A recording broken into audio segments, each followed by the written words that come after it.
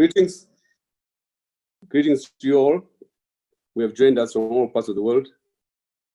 Tonight, this is the fifth in the series of policy dialogues on Zoom and on Facebook and YouTube. Today, we look at the topic, what will it take to reach a settlement in Zimbabwe, which is a follow-on on the previous discussions we've had.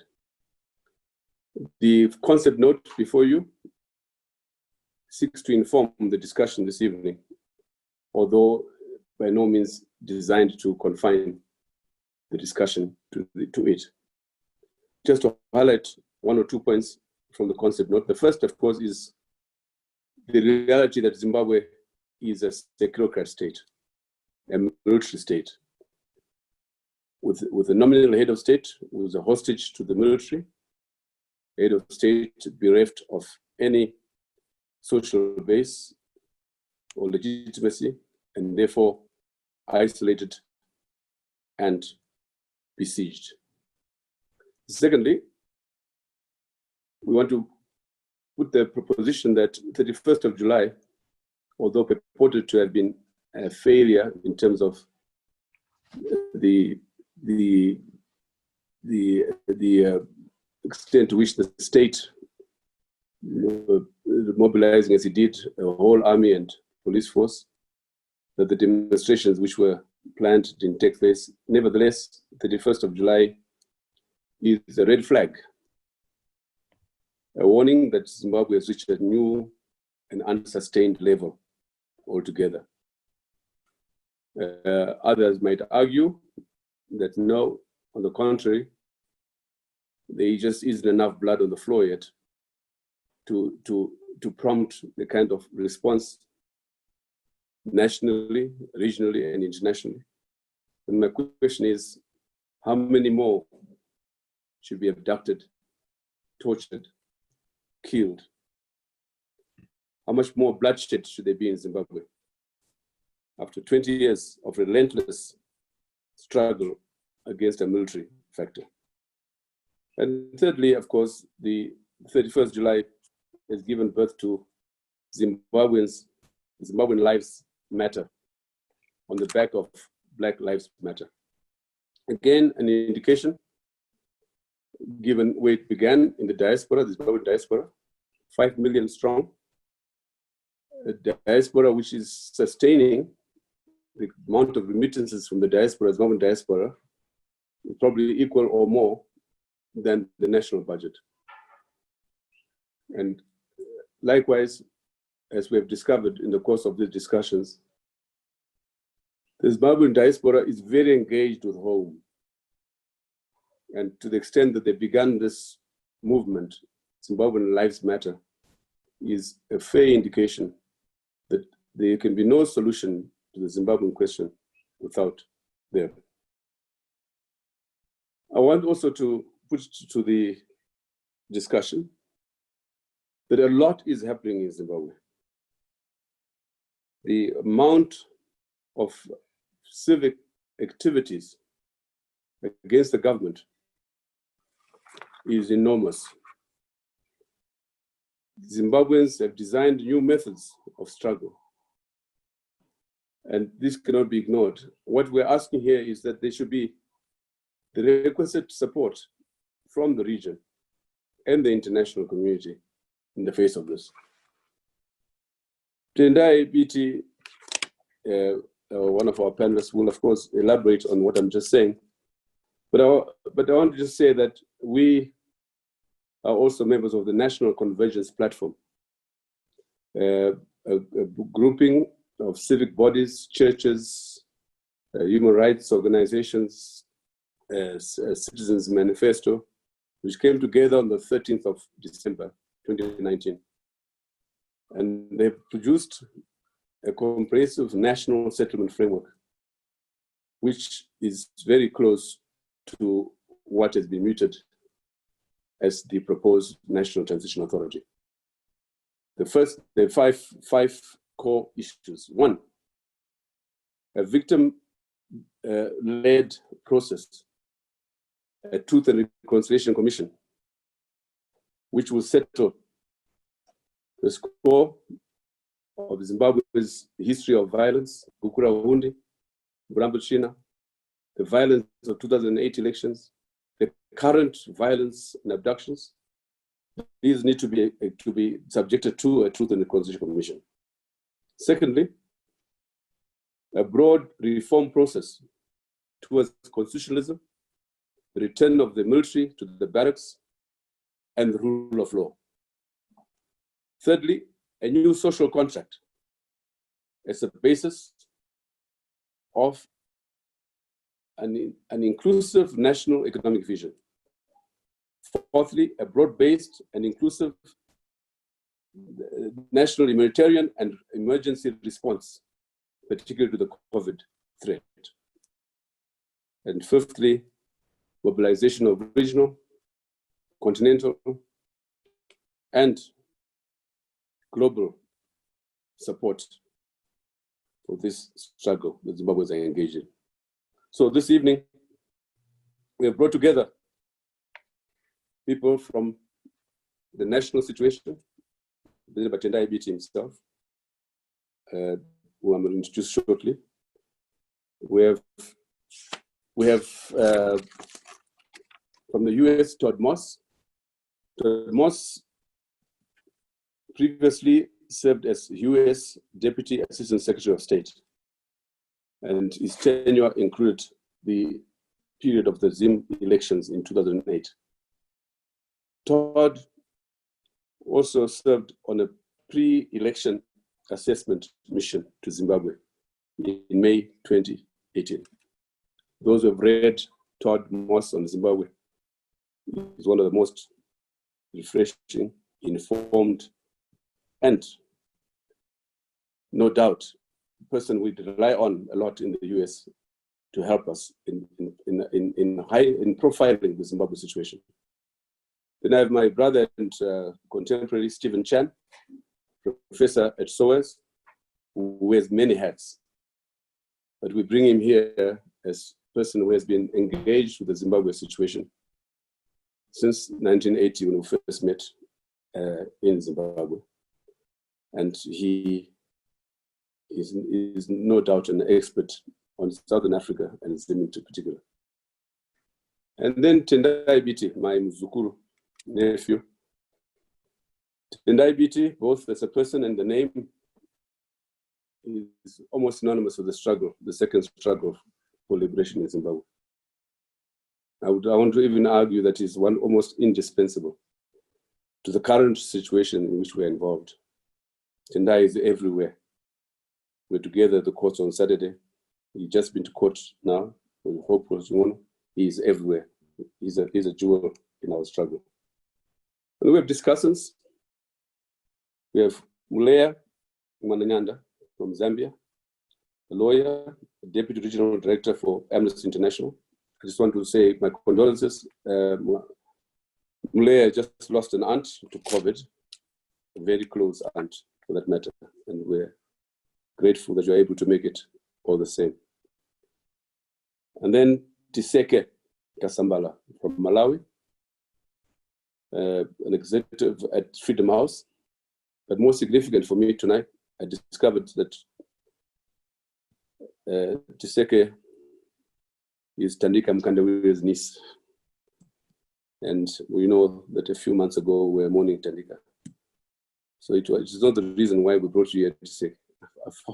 We brought you in your own right in the first instance. And then my brother from down south, Greg Mills, former director of CEO of Southern African Institute of International Affairs, now director of Brent's Foundation. We bring him here also because he has been writing a lot with one Hartley on Zimbabwe and on South Africa's policies to Zimbabwe in a very critical fashion. But he's also here to represent our old man, President Obasanjo, who was unable to make it, but sent a note saying, look, Greg will represent me. So I'm not suggesting that you speak twice, Greg, but anyway, the old man thinks that you are sufficient to represent both yourself and him. And of course, Tendai, BT, Greg Mills, and Obasanjo produced a book recently on democracy, which we were privileged to launch at Sapes last year. I don't know what happened to Malema. First of all, I'd want to say that he let us down because he did not confirm. We invited him, but he did not confirm. So we're no sure. But we have another of our colleagues, Patrick Smith, the editor of Africa Report. And again, someone who's very, very familiar with Africa, not to mention Zimbabwe. He was also technical advisor to the UN panel on the exploitation of mineral and other resources in the DRC in the 90s, and is the author of Who's Who in Southern Africa. Patrick, welcome. So, I now introduce Violet Gonda, our very able moderator, to take us through the discussion. Thank you very much, Dr. Mandaza, for those introductions, and hello to viewers in Zimbabwe and around the world. I am Violet Gonda, and welcome to the 5th in the Sapes Trust Policy Dialogue series on Zimbabwe's deepening crisis. And we are, of course, looking for the way forward. As you heard from Dr. Mandaza, today's theme is, what will it take to reach a settlement in Zimbabwe? And the fundamental questions we'll be asking are, is the Zimbabwean crisis sufficient that it requires international pressure? What should we expect from the regional and international community? We are live streaming as usual on the Sapes Trust Facebook page, and participants watching on Zoom can type their questions for our speakers here or raise your hands during the open forum. We will start with the presentations from our three panelists, Todd Moss, Stephen Chan, and Tendai Biti, and then contributions from a number of selected discussants, including Muleya Mwananyanda from Zambia, Tiseki Kasambala from Malawi, Greg Mills, South Africa, and Patrick Smith in the United Kingdom. It's now my pleasure to introduce our first guest speaker, Todd Moss, who is a non-resident fellow at the Center for Global Development. He will be interrogating the US position on Zimbabwe while also making his own recommendations. Todd?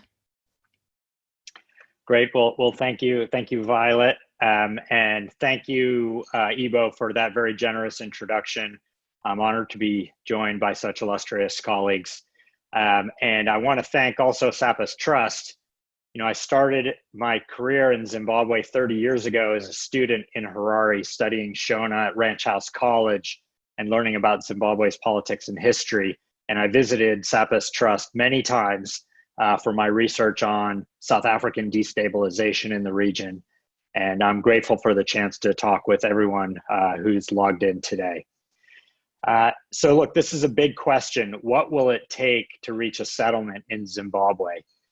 First and foremost, any settlement is going to depend on the choices and decisions of Zimbabweans. It's not going to be decided by outsiders.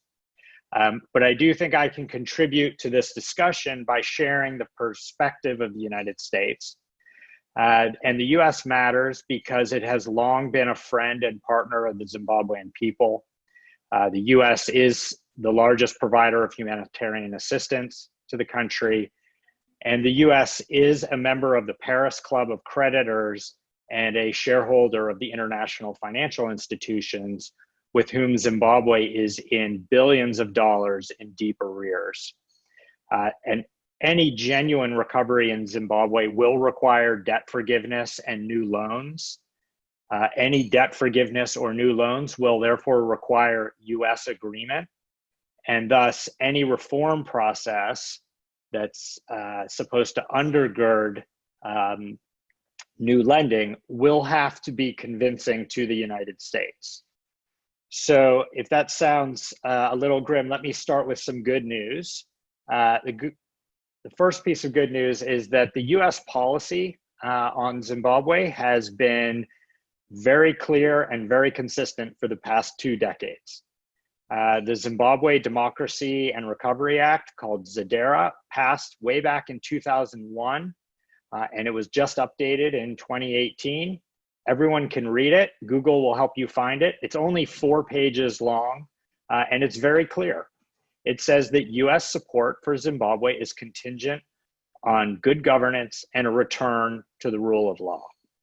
There's a lot of misinformation out there about what Zadera is, so I would encourage you to have a look for yourself. More good news, US policy towards Zimbabwe is very bipartisan. It has been very stable from President Bush to President Obama to President Trump. And I can tell you that it does not matter who wins the election in the United States in November, US policy towards Zimbabwe will remain steady. And one last piece of good news, Washington, DC pays very close attention to Zimbabwe. It knows Zimbabwe's history, and the US has not been fooled by false promises. We watched very closely in 2008. I was in the State Department then during that period. We closely watched the Government of National Unity. We saw what could happen in Zimbabwe when you have a competent finance minister in charge. We saw the recovery that was possible, but ultimately we saw what happens when the ruling party refuses to share real power. And we watched the 2013 elections, the coup in 2017, and of course the election in 2018. Now here's the bad news. After at least 5 recent opportunities to do so, the view from Washington is that there is no reason to believe that ZANU-PF can reform itself. Unlike some other governments, the US has never bought into the propaganda of the so-called new dispensation. I hope Stephen will tell us more about what the British Embassy in Harare may have been thinking, but I can say that the US very clearly was never fooled. And as Ibo mentioned, I was back in Harare in May 2018, ahead of the election. A group of former US diplomats came for an assessment, and the group of us came away convinced, and I should say unanimously convinced, that the ruling party was perpetuating 3 charades, 3 different false campaigns to trick the international community and the Zimbabwean people that things were changing. Now, we concluded that each of the 3 charades were not real because there were lots of clear, easy things the government could do if it was genuine, but instead the government kept doing the opposite. The 3 charades are: 1, political reform. The elections, from our perspective, were a farce, from the voter roll to the open intimidation of opposition supporters to the post-election violence. The second charade was on economic reform. Open for business, it was a nice slogan, but virtually no meaningful steps were actually taken to open the economy or to tackle corruption. And the third facade was national reconciliation. It seemed to us like obvious political theater. There was no genuine intention of grappling with the ghosts of 2008, 2005, and certainly not Gukurahundi. And we concluded that the US government should be skeptical and move very cautiously. Now, I wish we had been wrong. Sadly, I think we were proven right. Sadly, the entire world now knows that the promises of reforms and national healing were false promises. In fact, they were specifically designed not to change Zimbabwe, but actually to shield those in power, to further entrench them, and most obviously to make them richer. And sadly, those same 3 facades today, August 2020, still seem to be the same plan. So any potential settlement going forward would need to convince the Zimbabwean people that the prospect of reform was real. And for the United States, we would have to see genuine steps forward that reforms were going to happen. I don't think Washington will ever agree to a repeat of the Government of National Unity or a repeat of 2018. And the recent use by the government of Washington lobbyists to promote the poll ad suggests that they still think we're going to be easily tricked if they just keep trying. Now, the US will look to Zimbabwe's civil society. We will take important signals from the people of Zimbabwe. We will especially watch the movement and behavior of the diaspora. If the diaspora is not coming home with their feet or with their money, it is not a sign of confidence that things are really changing. So to be clear, the US will not rubber stamp another round of pretending that is really just another attempt by the same small circle of people to hold on to power, the same small group of people who caused the country's crisis in the first place. So let me conclude by saying the big question for any settlement from the outside, it's actually quite a simple question, even though it's a big issue. Will the settlement advance the causes of democracy, national healing, and economic recovery? Or will a settlement only serve to further entrench and enrich those who are currently in power? Why don't I stop there? Thank you. Thank you very much, Todd, for those remarks. Let me start by asking you a general question. Is America the best place to be lecturing the world at this point? Because many say democracy advocates have been betrayed by the US current administration, and that the behavior of President Trump is similar to that of President Emerson Mnangagwa in terms of attacking the press and compromising democratic institutions. What's your reaction to this? Look, the United States is very far from perfect. We always have been.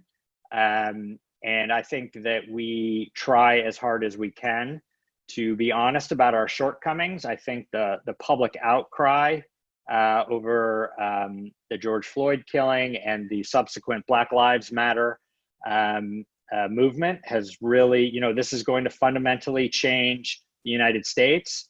And, this is an issue that all societies are grappling with racism, and we need to grapple with this honestly.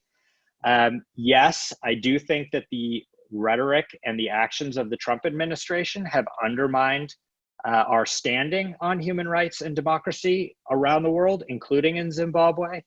But I would say none of that excuses the faults of the American government or the American problems in America's society cannot be used as an excuse for the Zimbabwean government to violate their own constitution, the human rights of their people, and to continue to destroy the Zimbabwean economy. We will be trying to deal with our own problems, just like all countries are dealing with the current crisis. But I don't think that you're going to see the United States abandon its long-term commitment to good governance, to democracy, to human rights, and especially to the economic opportunity of freedom that all people around the world aspire to. And on the issue of sanctions, critics actually say that sanctions are useless, that they are hurting ordinary people. And Zimbabwe has had sanctions for 20 years, and they say, what did they achieve? Your thoughts on this? Sure. So I think it's pretty clear. You can use Google again and go to the U.S. Treasury website and see the names of the people who are sanctioned. These are not trade sanctions like against South Africa during apartheid. These are not general sanctions against Zimbabweans, except those specific companies and names on that list. And just yesterday, 2 additional names were added to that list, and 32 names were taken off, which I think should be a sign that the U.S. again is paying attention and trying to shape the sanctions regime to be updated as Zimbabwe's situation evolves.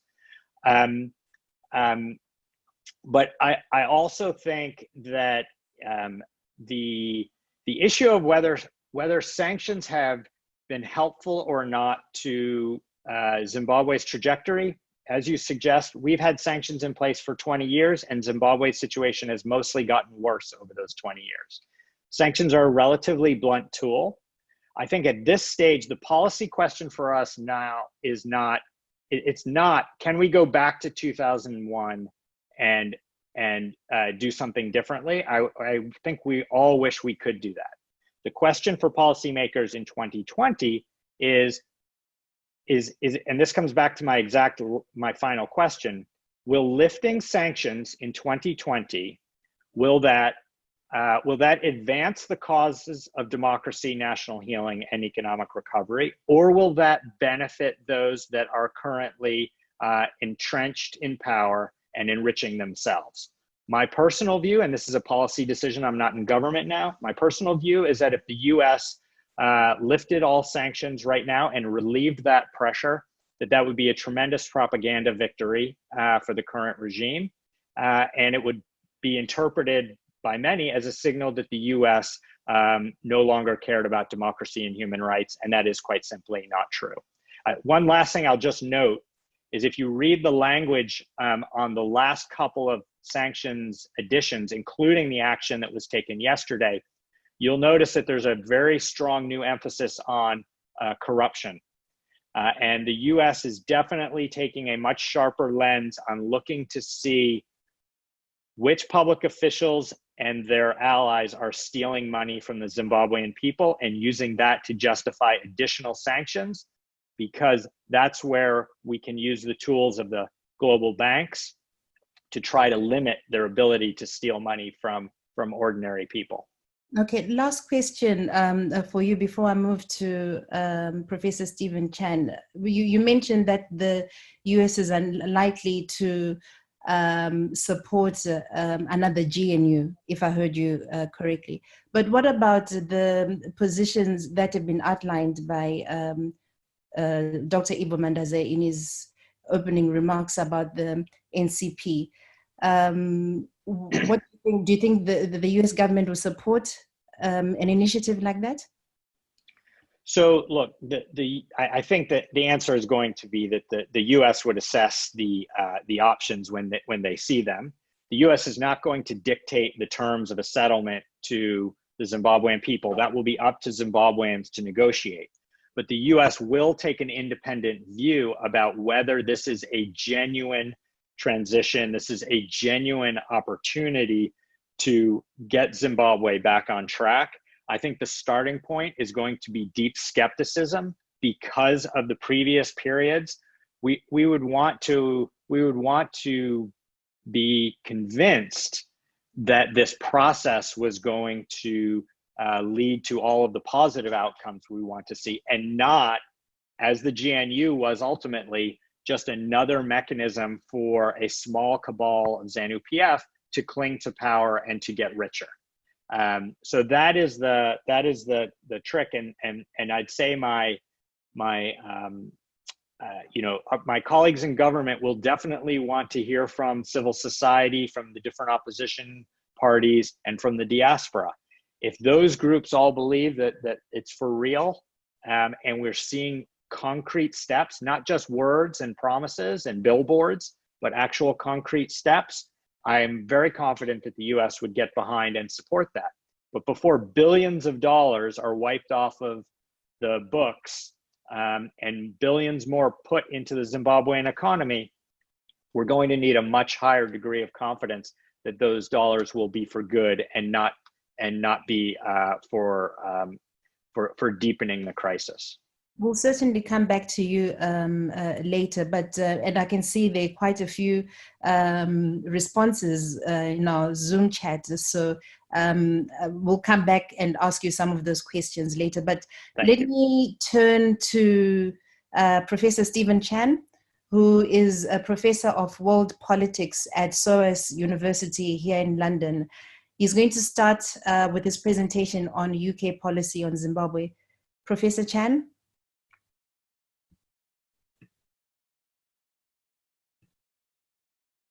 Hello, I'm delighted to be here with all of you and to see many old friends again, and to be able to participate in this particular seminar.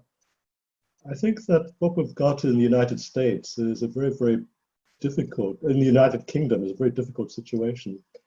where the United Kingdom finds itself embattled on a number of fronts. It has a COVID crisis, of course, but what is also happening is that there's an economic meltdown in the United Kingdom itself because of the mishandling of the Brexit issue. So you have a distraction in terms of being able to concentrate on key parts of the world. And I think I have to say quite bluntly at this point in time, Africa in general does not really feature in high-level United Kingdom policy formulation. And Zimbabwe hardly features at all in the deliberations of the government, in the Foreign and Commonwealth Office.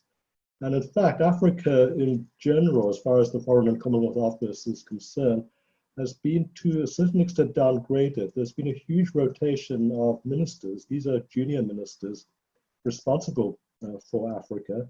Each one seems to last not much more than a year, and then they're rotated. It's seen very, very much as some kind of training ground for the possibility of future promotion. And I think that most of the incumbents look at it very much as a passing through portfolio so they can be promoted elsewhere. So the whole idea of having consistent developing policy on a country like Zimbabwe, that's actually not there in the United Kingdom right now. And there's been a very deliberate taking the eye off the political board. The current ambassador to Zimbabwe, Melanie Robinson, she's an aid expert. She came out of the Department for International Development. And this marked a departure from the kind of ambassadors that the United Kingdom used to send to Zimbabwe. And people like Catriona Lang, for instance, was very, very clearly someone who is enmeshed in the political world, in the diplomatic world, in the world of high politics. And the same with Deborah Brunet before, the same with Mark Canning before. So there was a very deliberate sea change, a very deliberate change of policy towards Zimbabwe, almost as if to say, we're going to give up trying to fix the problems down there, and let's just try to do as best we can in humanitarian terms. Now, the last ambassador to Zimbabwe, Catriona Lang, became very controversial, of course, because of the messaging that she was meant to have been sending home to Whitehall. These messages have been, to a certain extent, misinterpreted. I was very, very close to the Foreign Office and, in fact, to Catriona Lang at that point in time. And the kinds of messages being sent back were that in the power struggles of Zimbabwe, the United Kingdom government would benefit more from a Mnangagwa administration as opposed to a Grace Mugabe administration. And this was purely a pragmatic piece of advice. The United Kingdom didn't feel it could deal with a Grace Mugabe type of administration. In the event it was a Mnangagwa presidency, the actual coming to power of Mnangagwa took the United Kingdom by surprise. They weren't expecting the movements that led to the fall of Robert Mugabe. And at that point in time, you had a new young minister for Africa, Rory Stewart, who basically made up policy on the spot. He invited me into his office to consult. That very, very evening, he was on a plane to Zimbabwe to attend the inauguration of Mnangagwa. But this was something which did not necessarily reflect the collective wisdom of his seniors in the Foreign and Commonwealth Office and in government as a whole. Even so, he was very much required to put to Mnangagwa a very clear message that there would be no lifting of pressure from the United Kingdom without very, very clear signals in terms of civil liberties and in terms of political rights. Now, I know exactly what was in his speech because I helped him write it. And it was laying down a marker that any kind of re-engagement with the Mnangagwa administration was conditional.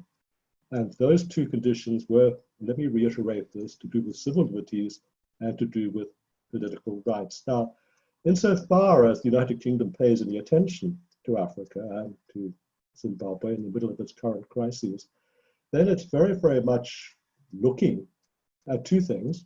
Are those conditions being fulfilled? And as with the United States, the judgment would be no, they're not. The other thing they're looking at is Zimbabwe about to head into another humanitarian crisis?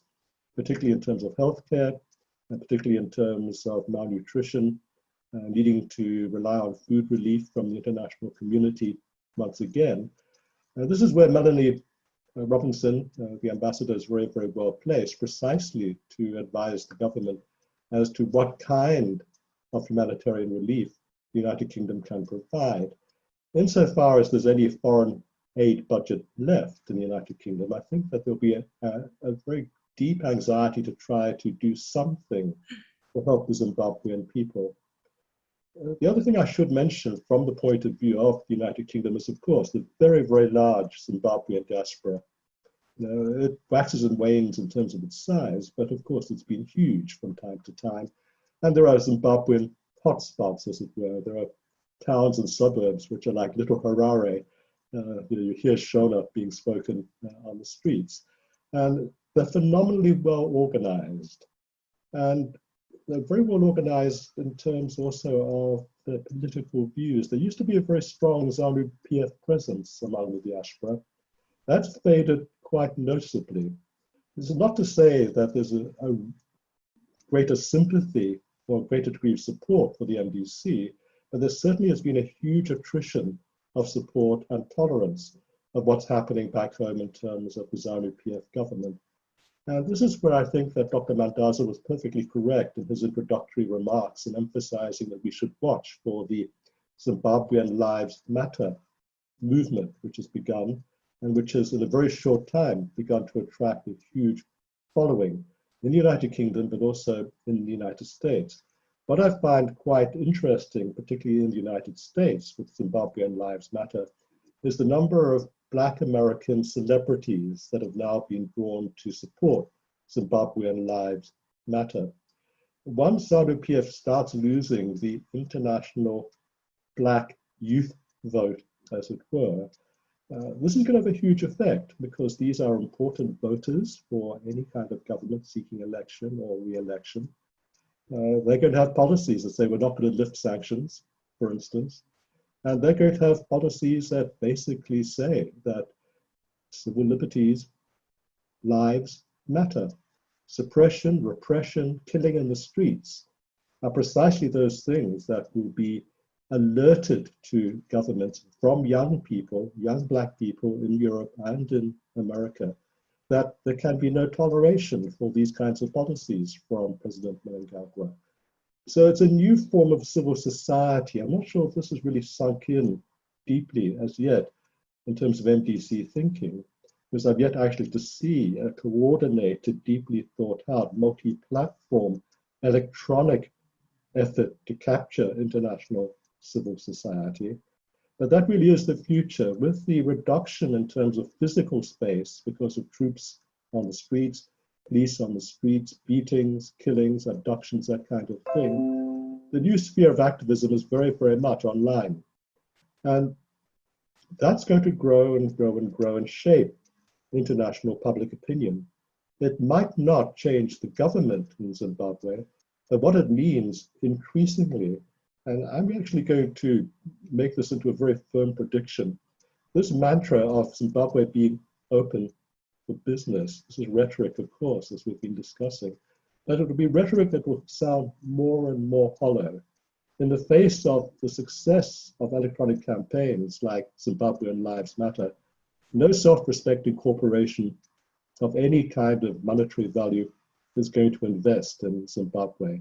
That's American corporations and that's British corporations. From the point of view of the business community in the United Kingdom, when I speak to them, there's absolutely no confidence that Zimbabwe really is open for business. Everyone thinks they'll lose their money. Everyone thinks that their money would not be safe, that it would be stolen. In other words, the whole climate for investment is no longer something which is in any way attractive. And public relations rhetoric of the sort that the president will be purveying simply is not going to work. In other words, as with political matters, political liberties, civil liberties, the test is, what's the reality? If this reality is not apparent, if it's not real, then from the United Kingdom at least, they'll stand pretty much with their American cousins and not want to go there. So that's what I wanted to say at the outset. Okay. No, thank you, Professor Chan. Just to go back a bit to what you said right at the beginning, you say UK communications are largely confined to humanitarian work, if I heard you correctly. But many would still argue that, Britain did facilitate the 2017 coup. So my question then will be, to what extent is the UK stance on the deteriorating situation in Zimbabwe constrained by its culpability in the November 2017 coup? And what are the current lines of communications between Harare and London right now? Basically, just starting with your last question first, the lines of communication are very, very modest, they're very low key. There's finally a new ambassador from Zimbabwe to London. He's not been particularly active. So that what you have is a presence at formal ambassadorial level, but no real engagement with Whitehall of any kind of meaning. And Whitehall doesn't actually want to engage itself beyond a certain very limited point to do with being able to honor protocol and things of that nature. In terms of culpability for 2017, I actually differ from some received wisdom that somehow the United Kingdom was in some way involved. As I said, they were very, very surprised. They preferred Mnangagwa to Grace Mugabe. They were happy to see the end of Robert Mugabe. It was almost like a personal feud between the two countries in the personalities of the president of Zimbabwe and, of course, prime ministers like Tony Blair. But I don't think anyone plotted or was in any way directly culpable for the removal of Mugabe. If you're going to say which government internationally was in some way culpable, then you're looking at my other, as it were, hat, that is the Chinese hat. Basically, I think, my very strong suspicion is that Beijing gave the green light, not in any active way, using basic Chinese modest language, very cultural attribute, just saying, well, it's your business, so go ahead, but just for some strange reason, we're not going to make any noise if you choose to go ahead. Don't forget, Chiwenga was in Beijing just before all of this started happening. So you have, as it were, all kinds of rumors about which government was more culpable than the other. Certainly, I would say, from the point of view of the British, they were pleasantly surprised, but very much surprised. I don't think they were involved. I think it's true to say that they preferred Mnangagwa, but that's because, and I'll use this term, a strong term, that's because they detested Grace Mugabe. So, you brought in the Chinese element, and Dominic Mutanga on Zoom actually asks, what role do you see China playing in either mediating or perpetuating the current crisis in Zimbabwe? Well, it's been a little while since I've been in Beijing, but on a recent visit to Beijing, they took me aside and showed me their figures on Zimbabwe. Very, very deep financial figures and calculations. And I looked up from these figures from all of these papers they gave me, and I said, so you know it's a basket case? And they said, yes, of course we know it's a basket case. And the basic position was they're still going to help in terms of development projects, for instance, infrastructural projects, agricultural projects, and they see a need for that. They're not going to give budgetary standby support. They're not going to bail out the government. And apart from some certain gestures about writing off one or two loans, they're not going to write off a huge number of loans. Now, when Mnangagwa came to power, our estimates in the Foreign and Commonwealth Office was that Zimbabwe owed 9 billion immediately that required to be repaid, out of a possible 35 billion and rising to the rest of the international community. Those were the most modest estimates that we were able to come up with. Now, 9 billion, the Chinese could have just given that just like that. There would not have been a problem for them. You need 9 billion, here's 9 billion. But they themselves were not convinced that the Zimbabwean government would introduce fiscal transparency. If you look at what the Chinese did in Angola, they basically said, we'll keep investing, but we want to have transparency in your national budget allocations. The national budget used to be one gigantic slush fund without any subheads. But the Chinese basically imposed subheads, as it were, on the national budget. So it could not just be a slush fund open for corruption. It's still, of course, a corrupt country. But transparency, at least in a superficial sense, was implanted into the Angolan fiscal situation. And the Chinese were able to continue their relationship with the government of Angola on a financial basis. There's heavy Chinese investment there. That's not going to come to Zimbabwe because they're not satisfied with your fiscal probity, with your fiscal discipline. When you look at the way that the Chinese are acting right now, it's not any longer state-to-state giving of money, where the state provides liquidity. It's increasingly being done by Chinese banks. There might be state banks or banks with majority state holding, but a bank is a bank is a bank is a bank. It's got to get its money back. It's got to impose fiscal conditions, repayment, servicing, all of those kinds of things, reliability of expectation in terms of returning money. Now, with this basic lack of confidence coming out of Beijing towards the current government, they're also not particularly minded to act as a mediator.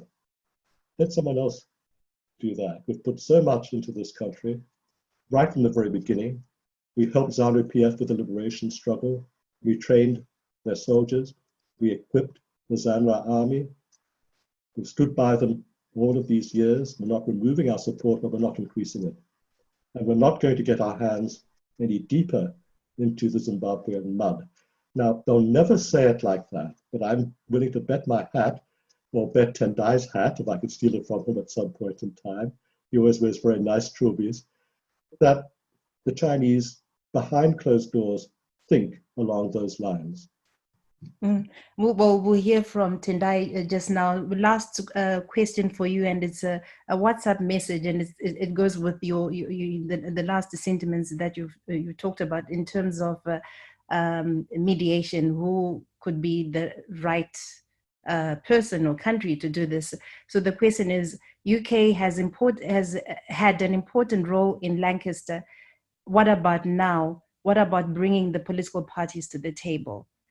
What can you say briefly on that one before we move on to Tendai? We don't have a foreign minister like Lord Carrington anymore. He was really a one-off, whether you loved him or loathed him. And I had a love-hate relationship with him myself. But really, we have nobody of that kind of stature and nobody with that kind of inclination.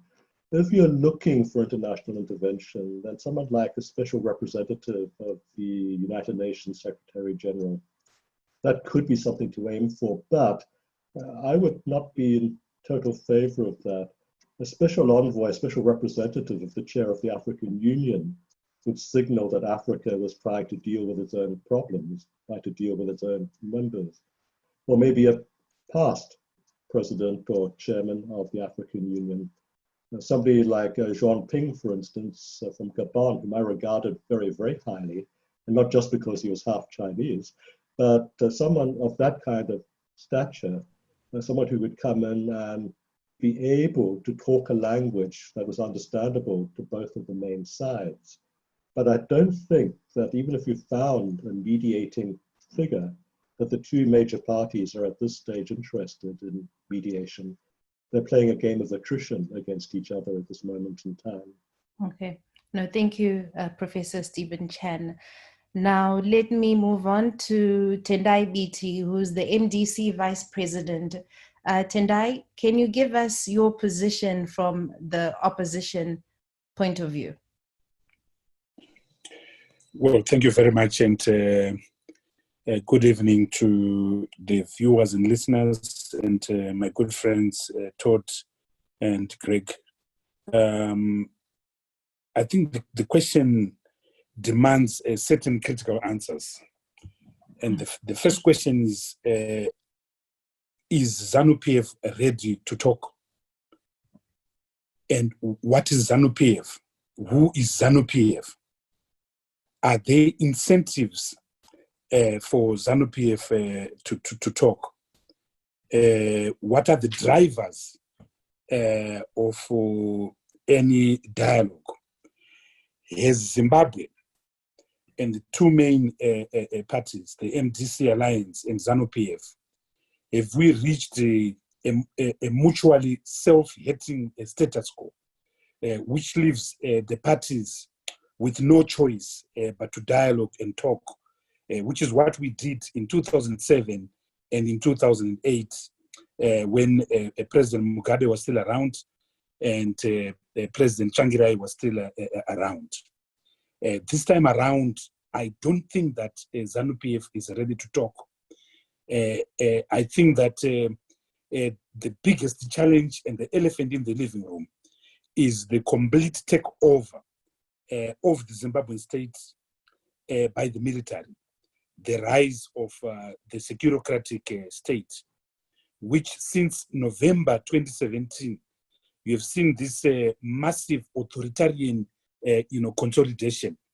You have seen massive closure of political spaces in a manner that is unprecedented. The current goings on now of abductions, arrest of journalists, arrest of pastors, of lawyers, no one is safe, is unprecedented. It's almost like you are dealing with a totally deranged elite in ZANU-PF that is controlling the state. But there's something that is happening other than authoritarian consolidation. There's something else that is happening, which is an incentive for the retention of the status quo and a disincentive for change, for transformation, and for dialogue. This thing is the massive looting that is currently taking place in Zimbabwe at the present moment. I chair the Public Accounts Committee of Parliament. I've never seen such massive looting done directly from Treasury, from the Ministry of Finance. The Minister of Finance is traditionally a gatekeeper. And when you have a situation where the gatekeeper becomes the gate crusher, you have a problem. In some of the figures, $2.7 billion stolen in 2017. And in 2017, on one day alone, the 27th of December, 2017, $1.5 billion was stolen directly from Treasury. I mean, for Christ's sake, who steals on Christmas Day? 2018, $3.5 billion was stolen. Then you have what they've been stealing from the Reserve Bank, the US dollar, what they've been stealing through Command Agriculture, what they've been stealing through fuel, what they've been stealing through procurement, what they've been stealing through subsidies. It's a dog's breakfast, and one which not many dogs would touch. Look at the way they're stripping commodities, minerals, and so forth. Kudata Gwirei and Sakunda now have their hands in virtually every sector of our commodities, whether it's platinum, whether it's gold, whether it's chrome, whether it's diamonds. Their ugly hands are there. And Emmerson Mnangagwa is right at the center of this. They've taken over the entire transportation or public transportation of Zimbabwe. The monopoly has been given to ZUPCO, the Zimbabwe United Passenger Omnibus Company. Who is controlling that? It's actually Emmerson Mnangagwa and Kuda's company, Landela Ventures. So they've got their ugly hands in every facet of the economy. And I don't think there's any incentive for them to dialogue and to negotiate.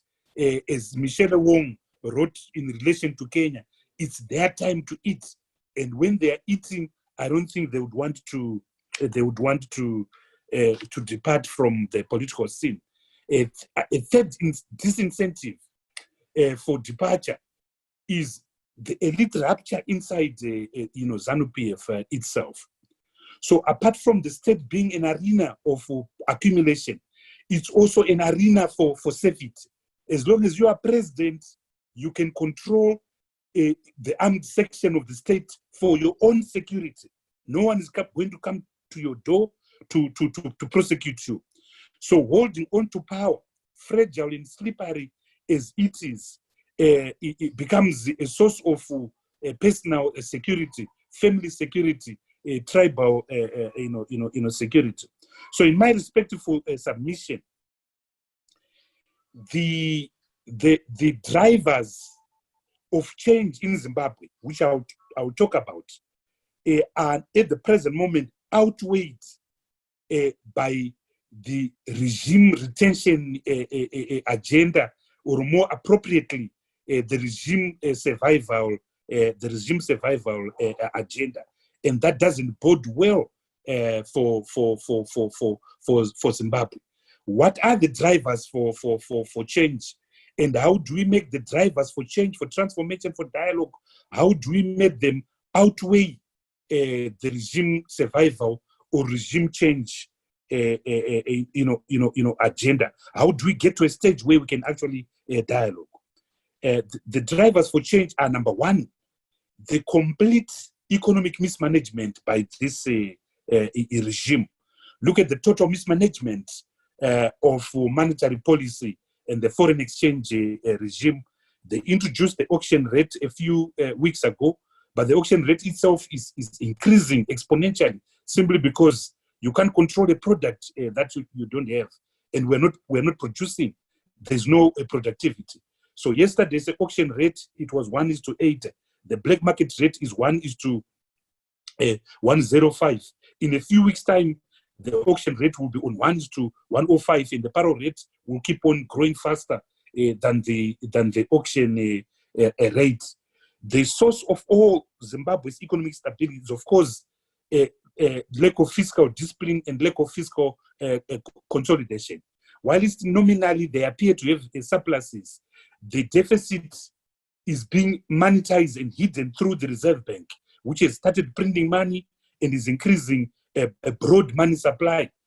Only a week ago, they signed an agreement, a global compensation fund agreement with the erstwhile farmers of US $3.5 billion.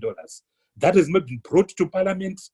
That has not been approved by Parliament, but that will impose serious fiscal obligations on the Republic of Zimbabwe, as half of that amount has to be paid by within 12 months. Within 12 months from now. The crisis is also increased, has also come at a cost. They've had to put soldiers on the streets. They've had to cancel the leave of every policeman, every CIO, every soldier. That has come at a cost. They've had to increase the salaries of civil servants. And so the budget deficit is looming. And as all of us know, it is not the budget deficit per se which is a problem. It's how they monetize the budget deficit, how they cover the war. And if you cover the war through creative extra-legal means, like the printing of money, you've got a problem. So in short, economic mismanagement is a driver for change. Corruption itself is a driver of change. Our people are very, very angry. Number three is the violence on our people.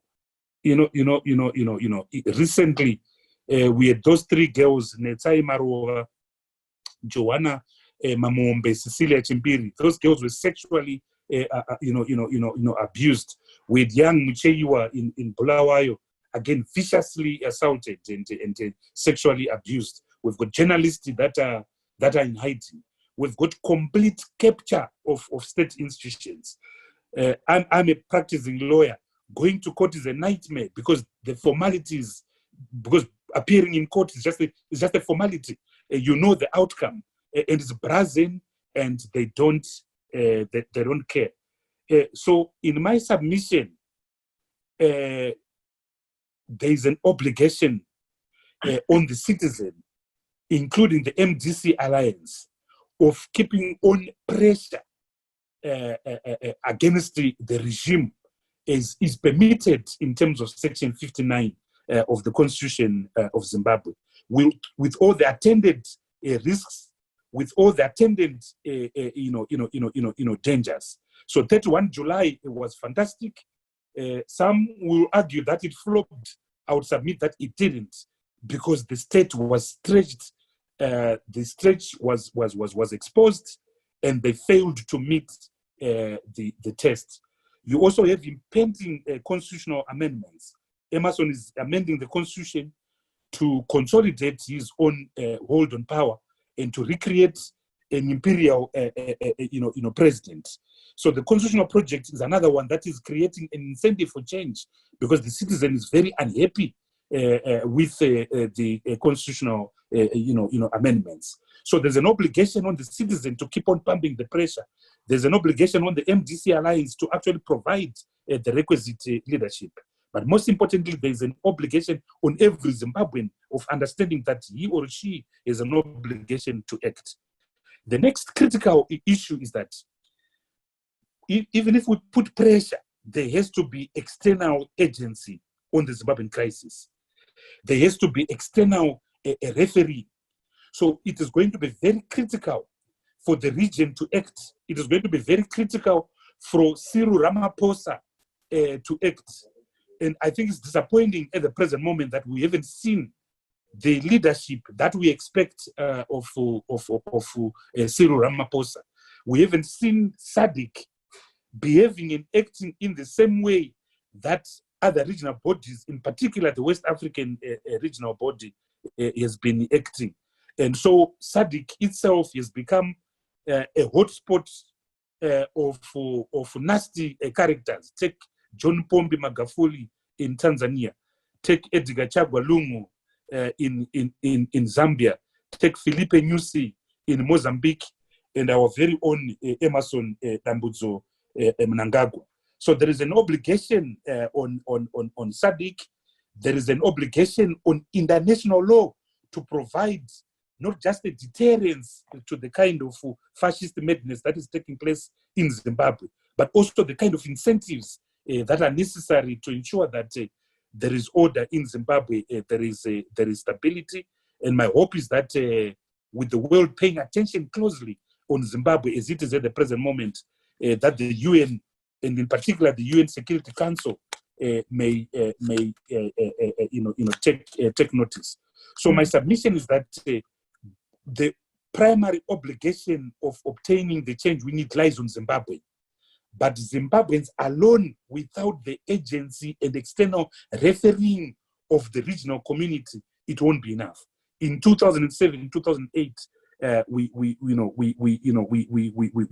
got both.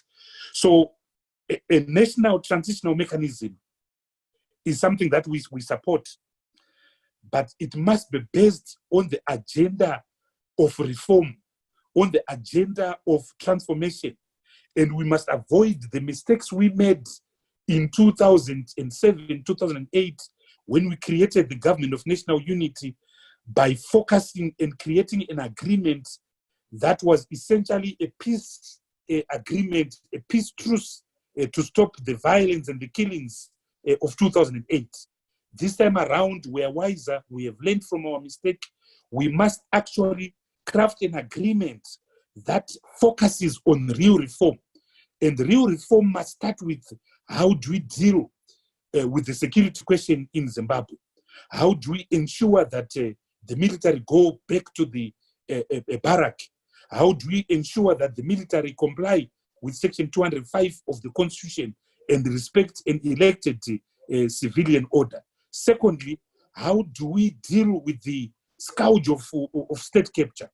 In my respectful view, corruption has become such a key issue in the Zimbabwean discourse that to move forward, you have to put it high up on the agenda of any meaningful discussion on reform, on transformation. So after the security question, after the military question, you have to have discussions on security, on corruption, because corruption and the military sector are inextricably linked. You'll find the same characters, the same cabal involved in both sides of the coin. Then, of course, we need political reform, we need constitutional reform, we need legislative reform, and perhaps most importantly, how do we recover and rehabilitate the economy? Because the ordinary citizen out there is suffering. 95% of Zimbabweans are unemployed. 7 million Zimbabweans are food vulnerable. 5 million Zimbabweans have to receive international humanitarian assistance. 79% of Zimbabweans are living in extreme poverty, surviving on less than US 35 cents a day, what we here in Zimbabwe call sauna. So then, of course, you have got the crisis, the COVID pandemic, which has been seriously been mishandled and mismanaged by this regime. So we have a number of issues that need address. But in my opinion, we are still far, because you've got a group of deranged individuals who are oblivious to the plight of Zimbabweans, who are concerned with two things and two things alone: A, the power retention agenda, and 2, state capture or corruption.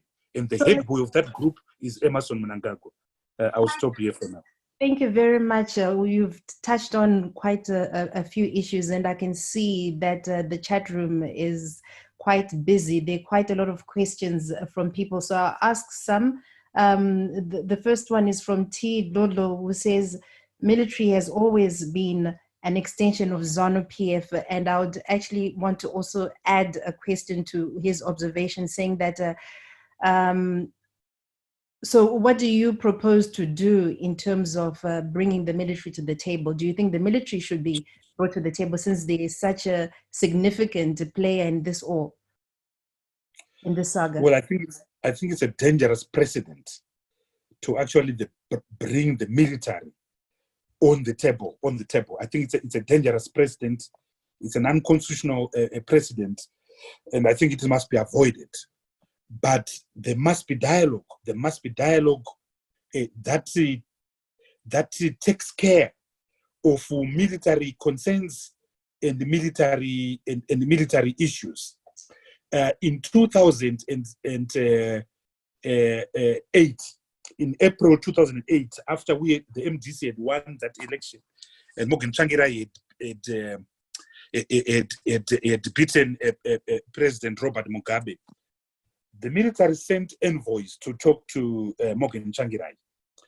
And there were about 6 key issues that they raised with the MDC at the time. The first one was that were concerns about transitional justice. Won't a future government prosecute us for human rights abuses that we have made to commit in the past? And we gave an assurance on an open, transparent program of transitional justice. The second question was, will a future government not dispossess them of the proceeds of their illicit or legal business activities? The third question was, will a future government not dispossess them of their land and not reverse the land question? And of course, the answer is obvious. No one wants to reverse the land question, and I don't think it's possible to reverse the land reform program anyway. The fourth or fifth question was whether those of them who wanted to leave the country would be allowed to leave the country, and of course, there's freedom of movement in Zimbabwe. The next question were their own conditions of services, decent salaries, and so forth. Again, obvious question. Next question was their pensions. They wanted a guarantee on their pensions, that their pensions would not be affected. Again, not a problem. The last question was whether they will be allowed to participate in the spheres of the economy, including joining the civil service should they quit the military. So my submission is that their concerns must be attended to. They're an important stakeholder. But I believe strongly that by and large, the majority of the military will accept the dictates of the constitution. But you still have a few, and the few are largely people in the military who participated in the liberation struggle, who feel that this is our thing, and to use the local language, and that generation, the liberation generation, is a challenge, not just in the military, but in the length and the breadth of Zimbabwe, because it's a generation that is still fighting a war that finished 40 years ago. It is a generation that is driven by entitlement. It is a generation that is driven by impunity. It is a generation that is driven by an extractive mindset. It is a generation that is driven by a messianic mindset. We liberated you. We are your own Jesus. So nothing. There's no Zimbabwe without us. So it's a challenge that we have to face. It's a challenge that South Africans will face. It's a challenge that Mozambicans are facing. It's a challenge that Angolans are facing. It's a challenge that every country in Africa which has gone through a physical liberation struggle is facing.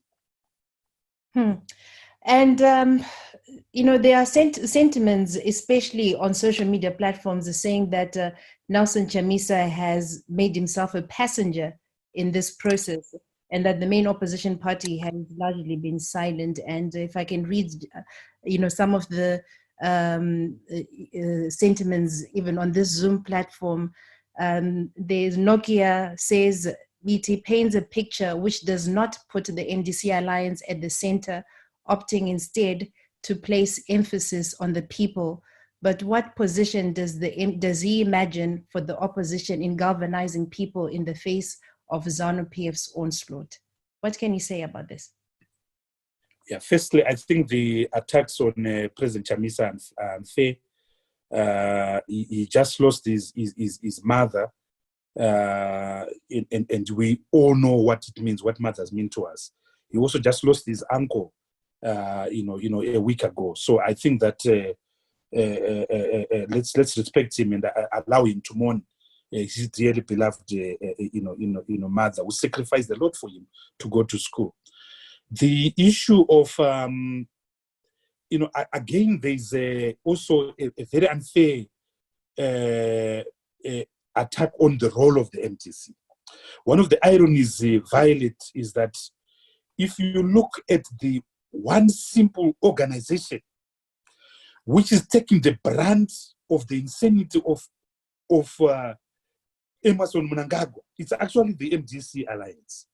We have had a strange court judgment handed against us in the middle of a COVID pandemic.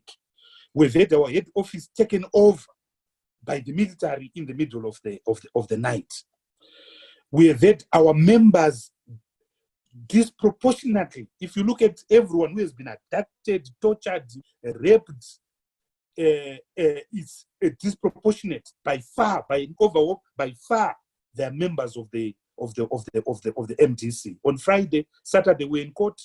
Fadzaima Here, our spokesperson, was in court together with some of our members.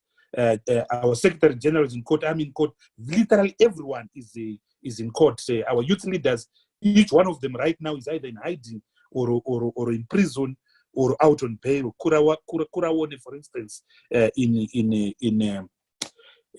Masvingo. So we've taken the brunt, but we will lead from the front. So we've got an important role to play. I, however, emphasized that every Zimbabwean must play his role. Every Zimbabwean must play a role. It's now beyond a single, organization because of the brutality of the regime, the ubiquitousness of the regime. Look at what we saw on the 31st of July, 2020. There were basically policemen and soldiers literally in every street of Zimbabwe. Without exception, whether you went to Chireds, whether you went to Odds, whether you went to Nyazura, to Todito, to Chendambuya, Tunkai, and so forth. So we need to increase the cost of the dictatorship. And every Zimbabwean citizen has got an obligation to play his or her part, just like we did during the liberation struggle. So, Mr. Biti, just the final question before I move on to the discussions and open the line so that our viewers can also participate, because I can see a lot of people saying we want to contribute, and I'm sure they'll be able to ask some of the questions that they have for you. Bottom line, what settlement is required, and what should the opposition do to mount an effective challenge to the current regime? Briefly, please. Well, the settlement is very clear. We wrote about that in our reload, document. ZANU-PF needs genuinely to come to the table. In 2008, they didn't come genuinely to the table. 2, there must be an agreed set of reforms. I've spoken about that. 3, there must be external referee. There must be a mutually agreed mediator, who at this present moment, I don't think it will be a Zimbabwean, an eminent, African, and there are many of them, including President Papa Obasanjo. 4, there must be an implementing mechanism, the National Transitional Authority, as we call it. 5, there must be an agreement on the duration of the implementation of the reform agenda. Lastly, there must be a free and fair election to restore the country to legitimacy. So it's a simple, straightforward roadmap. Okay, and then I'll come back to you again, because I really want to know what the MDC is doing about getting to that particular kind of settlement that you've narrated. But let me move on and bring in our discussion. Let me start with Muleya Mwananyanda from Zambia, and she's the Deputy Regional Director for Amnesty International. Muleya, your initial thoughts, especially with all that we've heard from the panelists right now. Thanks, Violet. Yeah, it's a pleasure to be here as a discussant, and it's almost as though this is a story that we keep talking about. And for me, I've been working on Zimbabwe for about 20 years. So the first time was covering the invasions that were happening, and I remember working then with Advocate Tawanda Hondora, and we went to the University of Zimbabwe, did loads of interviews. At that time, we were fresh-faced, and we thought, well, we're going to change things. But here we are now, 20 years later, and we're talking about the same thing. The same tactics that were used way back then are the same tactics that are being used. Speaking from the position of my organization, Amnesty International, I mean, we have documented over the years so many human rights violations that have happened in Zimbabwe, but we are seeing an escalation of the violations.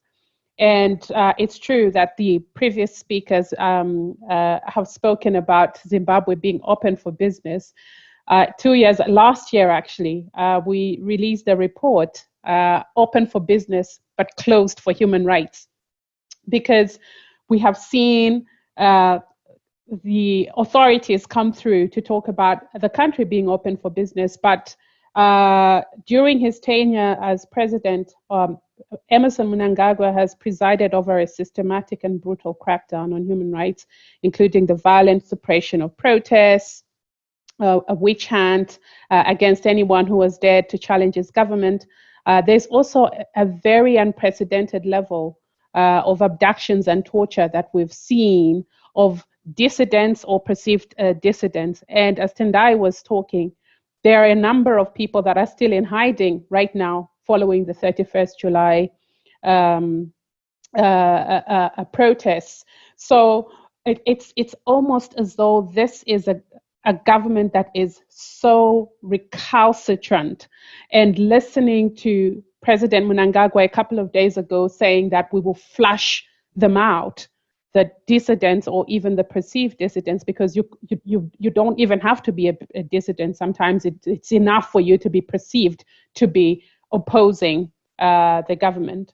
But using the word flush them out was such a red line for us, because to me, particularly, it sounded eerily familiar or similar to the evidence I dealt with when I worked at the International Criminal Tribunal for Rwanda, and it was a very scary word, flush them out. So we're at a point where it's not enough to say, well, there is fatigue. And yes, I do agree, actually, that, what Stephen was saying, that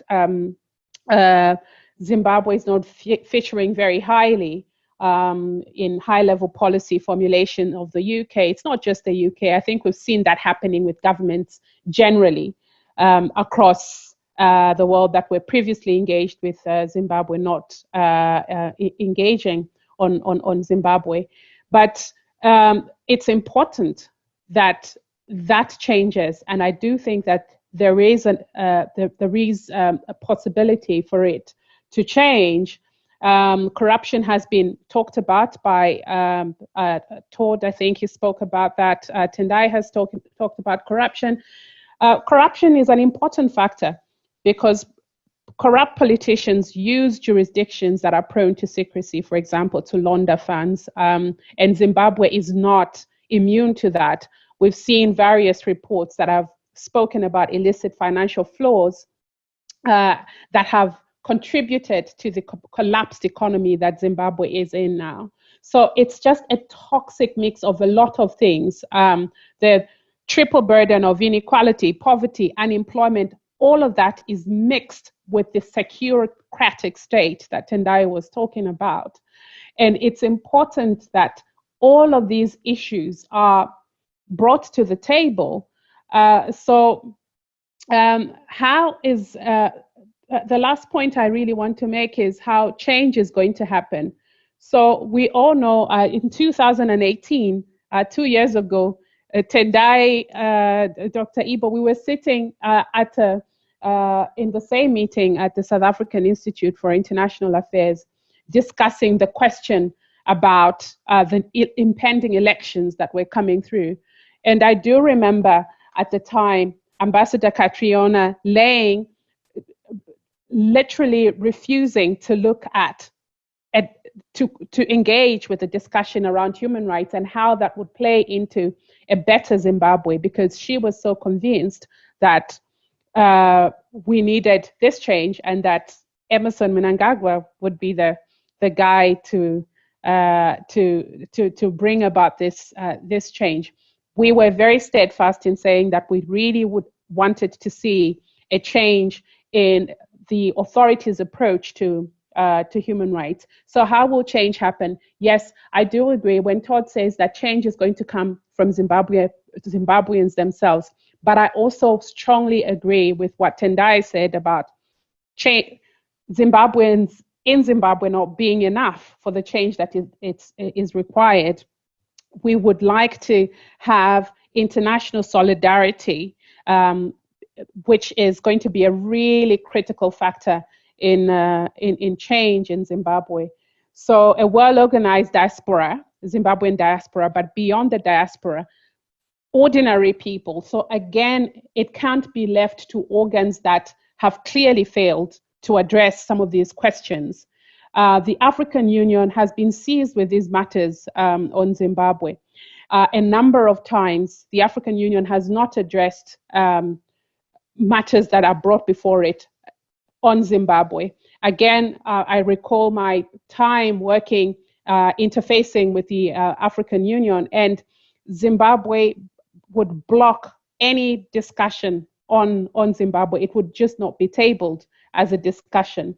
So the Southern African Development Community, again, as Tendai said, is very, very different from what we're seeing at ECOWAS, because there's very little, in fact, there is nothing we have heard from SADC, which is a total shame.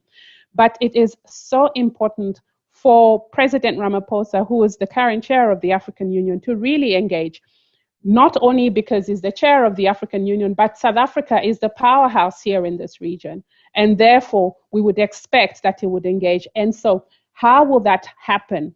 I think that the increasing voices of people on the ground talking, including influential people like actors. I was very amazed to see that Jada Pinkett Smith was one of those calling for change in Zimbabwe. But ordinary people here in South Africa, in Zambia, anywhere, there will be a time when our leaders cannot ignore those people anymore.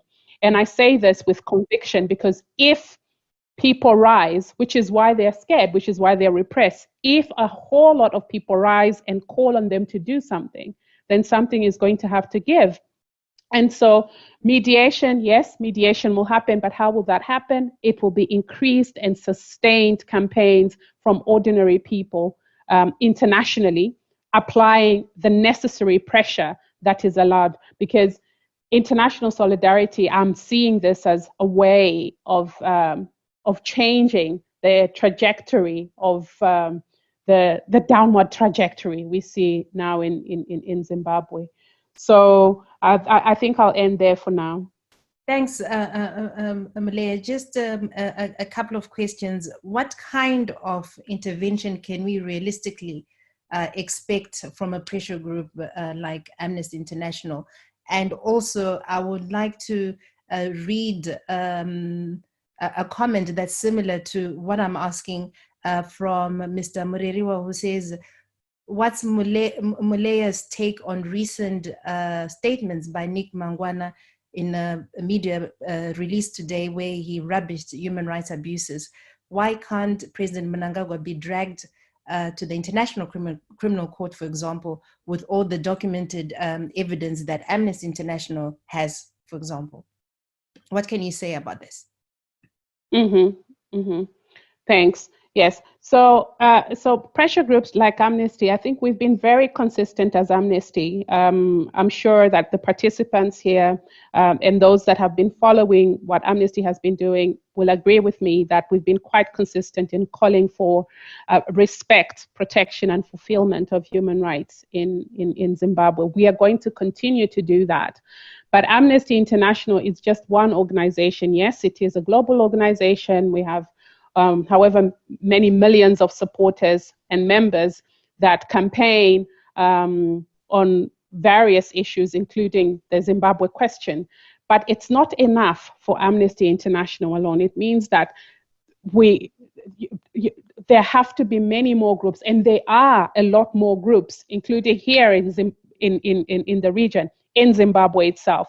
So what I am saying is that beyond these particular groups, we actually need people on the ground. So the protest that happened in Zimbabwe on the 31st of July gives me hope, because it was ordinary people walking on the streets, and not even in big groups, in cells, sometimes 5 people, 10 people. But that is the kind of movement that is going to grow. And at a certain point, it will be so big that it will be impossible for authorities to ignore those kinds of organizations. So that is the sort of pressure I'm talking about. Now, in terms of international crimes, yes, the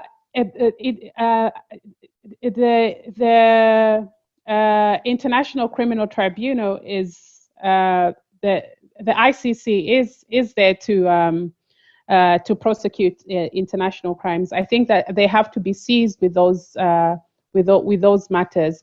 And even though countries have not agreed to be part of the or have not ratified and accepted the ICC's ability to come through and do that, there is still a way in which those can be prosecuted. Yeah.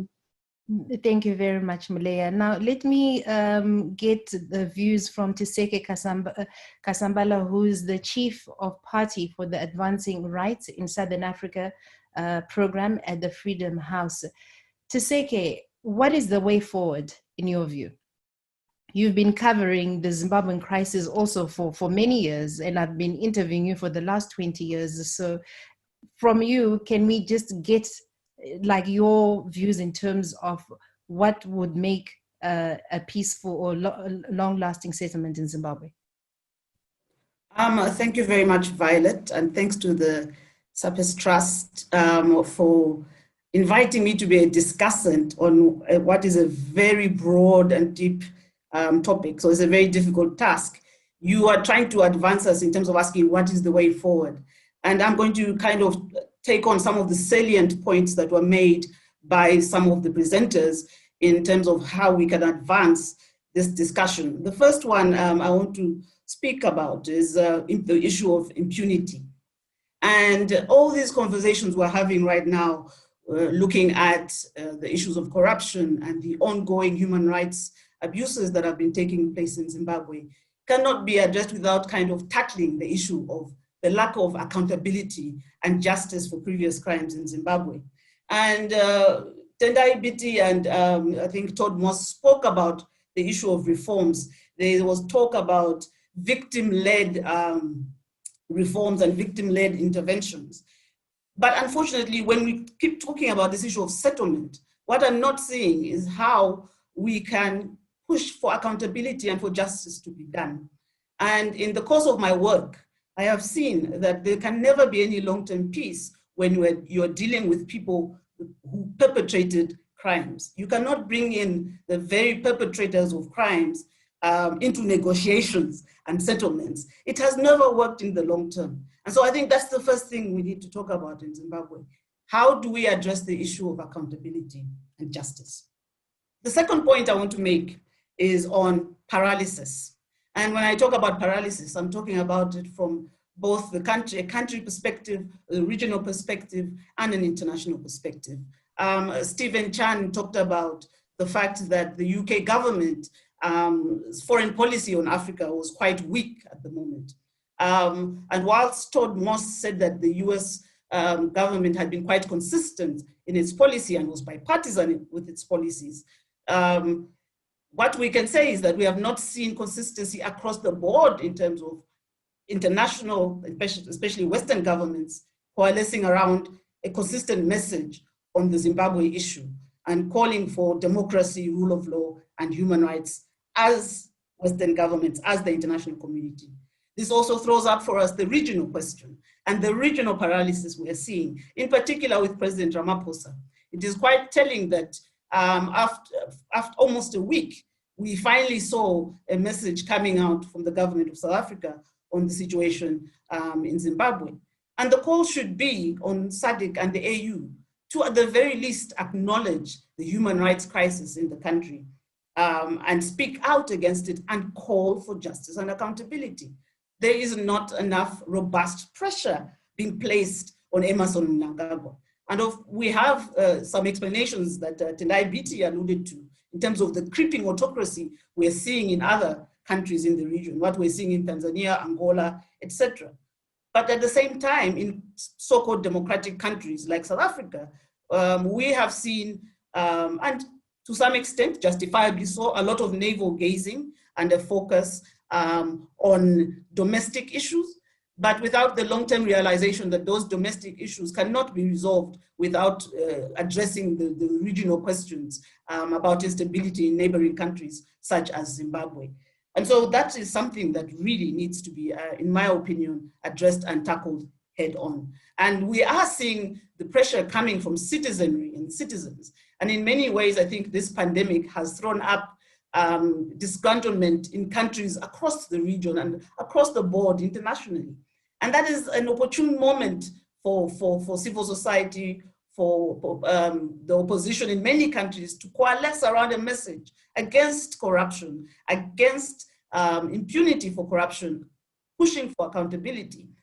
So let's not lose this momentum and this pressure we're seeing on Zimbabwe, which, by the way, we're also seeing here in South Africa with the corruption scandals that President Cyril Ramaphosa is facing. So there is kind of a unity around a general discontentment and messaging within the region about what is going on in terms of corruption and how governments on our continent and governments in the region have not taken into account the needs of the citizenry. Mm-hmm. The final point I want to make in the, I think, 20 seconds that I have is around fragmentation, and it's closely related to the issue of international solidarity and regional action. We're seeing fragmentation at all levels. And the challenge I would like to throw to the MDC and to Zimbabweans is there a moment where the various actors, and especially because we have seen civil society, we have seen the opposition, we're seeing doctors and nurses all coming out in light of the economic situation in Zimbabwe and the economic crisis and the political crisis. But I would question whether we're seeing a unified movement in Zimbabwe, and that coalescing I'm talking about around the situation and pressure being placed on Emmerson Mnangagwa, albeit despite the very narrow space for civic activism. And so I think there's a need to really support, and this is a challenge to the international community and the regional community, to really support civil society in Zimbabwe that is really working hard and is at the core face of facing up to the Zimbabwean government and this regime, which has not changed at all from the previous regime. And in many ways, this is the same regime, even though we are also focusing on discussing securitization and a securitized state, which is very important. But the ZANU-PF we're seeing now is the ZANU-PF we saw 20 years ago, and it was the ZANU-PF that we saw under Mugabe. So let's provide more support for civil society organizations, because I think that they have been lost in the conversation. And let's deal with the fragmentation, which has left the various actors isolated every time they want to come out in protest. So I agree with Moleya about this idea of a broader citizen movement and support for a broader alliance of groups to put pressure on the Mnangagwa regime. Thank you very much. Thanks, Tseke. And just a brief response to this a comment from a Malawian on Twitter, Phil Mafunda, who says, Zimbabweans are so chilled to fight. Who are we as Malawians to fight for them? Malawians protested for months until the judges and government felt people's anger. Your thoughts on this? Just a brief one before I move on to Greg and Patrick Smith, and then open up the floor. I would say that Malawians had support from the region, and I think whilst it was Malawians fighting for Malawians, and the same expectation is that the Zimbabwean citizenry will address the issue of Zimbabwe, it can't happen without regional support. So I think in a very kind of succinct manner, I'm going to say, I disagree with my brother. There's a need for regional support and regional momentum to push forward the crisis in Zimbabwe and bring an end to that crisis. Thank you. Okay, thanks, Tseke. Now let me move to Greg Mills, who's the head of the Brenthurst Foundation based in Johannesburg. Now, Greg, I understand you'll also be representing former former Nigerian President Obasanjo in your brief presentation. If so, can you start by giving us reflections on both Nigeria's and the AU's positions on Zimbabwe? Thanks very much, Violet. It's very nice to be with you here this evening. Rather like Todd Moss, I first came into contact with Sapes when I was a graduate student, and then subsequently when taking students from the University of the Western Cape, where I was teaching 30 years ago, to go to Zimbabwe for South Africans learn how to do it. I think possibly we probably would avoid some of those lessons right now, which seem to be more about how not to do it. And, you know, it's always said that when people get older, and this applies to most of the familiar faces around here, they get more. Whatever you start with, it gets exacerbated, exaggerated. So if you're a good guy or good woman to begin with, those qualities come through, and the reverse is also true. And I think what we've seen under COVID is we've seen generally an amplification and an acceleration of whatever situation states were in. So if there are already the undergirdings of corruption or the threads of state decay, you've seen these considerably worsen in a very short, accelerated time sequence. And this is, of course, not surprising in the Zimbabwe situation, given the economic conditions and political conditions that existed pre-COVID. And I think today, and I think it's a point that Stephen Chan made, that the same old games are still being played, but they're being played in a smaller and smaller, with a smaller and smaller audience, with a smaller and smaller group of people. And so when we see things in South Africa or elsewhere about settlements with farmers, 3.5 billion, people see them pretty much immediately for what they are. It's just another scheme, it's just another game in an attempt to milk some money out of the system. But because of COVID, it is the same old, but it is somewhat different, because I do think the consequences are graver, the timeframes are shortened, and the world is less charitable. I think the world has less attention on Africa, as Stephen was saying, but the world, I think, is less charitable as a consequence of this. And what I'm going to say is less about what President Obasanjo was saying. I'm reflecting his role in the foundation that I work for as the chairman. And I want to talk a little bit about what happens if Zimbabwe continues on the current path. These are things that I know that he's interested in. And what is the way out of this? Because I believe that everyone would be interested in that. And I think that it's clear from being sitting in South Africa that there's incontrovertible evidence of the cost of what's been going on in South Africa in terms of the 4 million Zimbabweans that are reputed to be living within our borders. This is a daily reality for South Africans. Some of them, I think, have already been on this program. And we know very dramatically the costs of further economic implosion. We are in some ways beneficiaries of the talent of Zimbabweans, but the long-term cost is, of course, much exacerbated by the current circumstances, because it's in terms also of the cost of a lack of benefit. So the fact that Zimbabwe's economy continues its downward trajectory, that Zimbabweans are poorer virtually every day, of course, has a net negative impact on the South African economy as potentially the second biggest economy as Zimbabwe could be in the region. And of course, as the number of beneficiaries within the patronage state that is ZANU becomes smaller and smaller, of course, you risk more and more violence. And that's indeed, I think, a consequence of what we're seeing today, both inter-party, which has been in the main what we've seen, but increasingly intra-party. The second point I would make is we know pretty much what's necessary. You need some sort of negotiated solution, arrangement, which leads to a free and fair election. I think we would all be in pretty much violent agreement, not violent agreement, but violent agreement around the table on this issue. This would have to be followed by a set of micro, short-term, band-aid type economic reforms, but longer, deeper structural reforms which address the fundamental political economy, which undoes this patronage state. Myself and my colleague Jeffrey Herbst wrote about this many years ago. We called it the third liberation. Zimbabwe is still, as Tendai referred to it, in the second liberation phase, getting rid of the liberators. But the third liberation is that liberation from old ways of doing business, the old structures of the economy, the kind of very elite-based political economy where a set of white guys was replaced by a set of black guys at independence.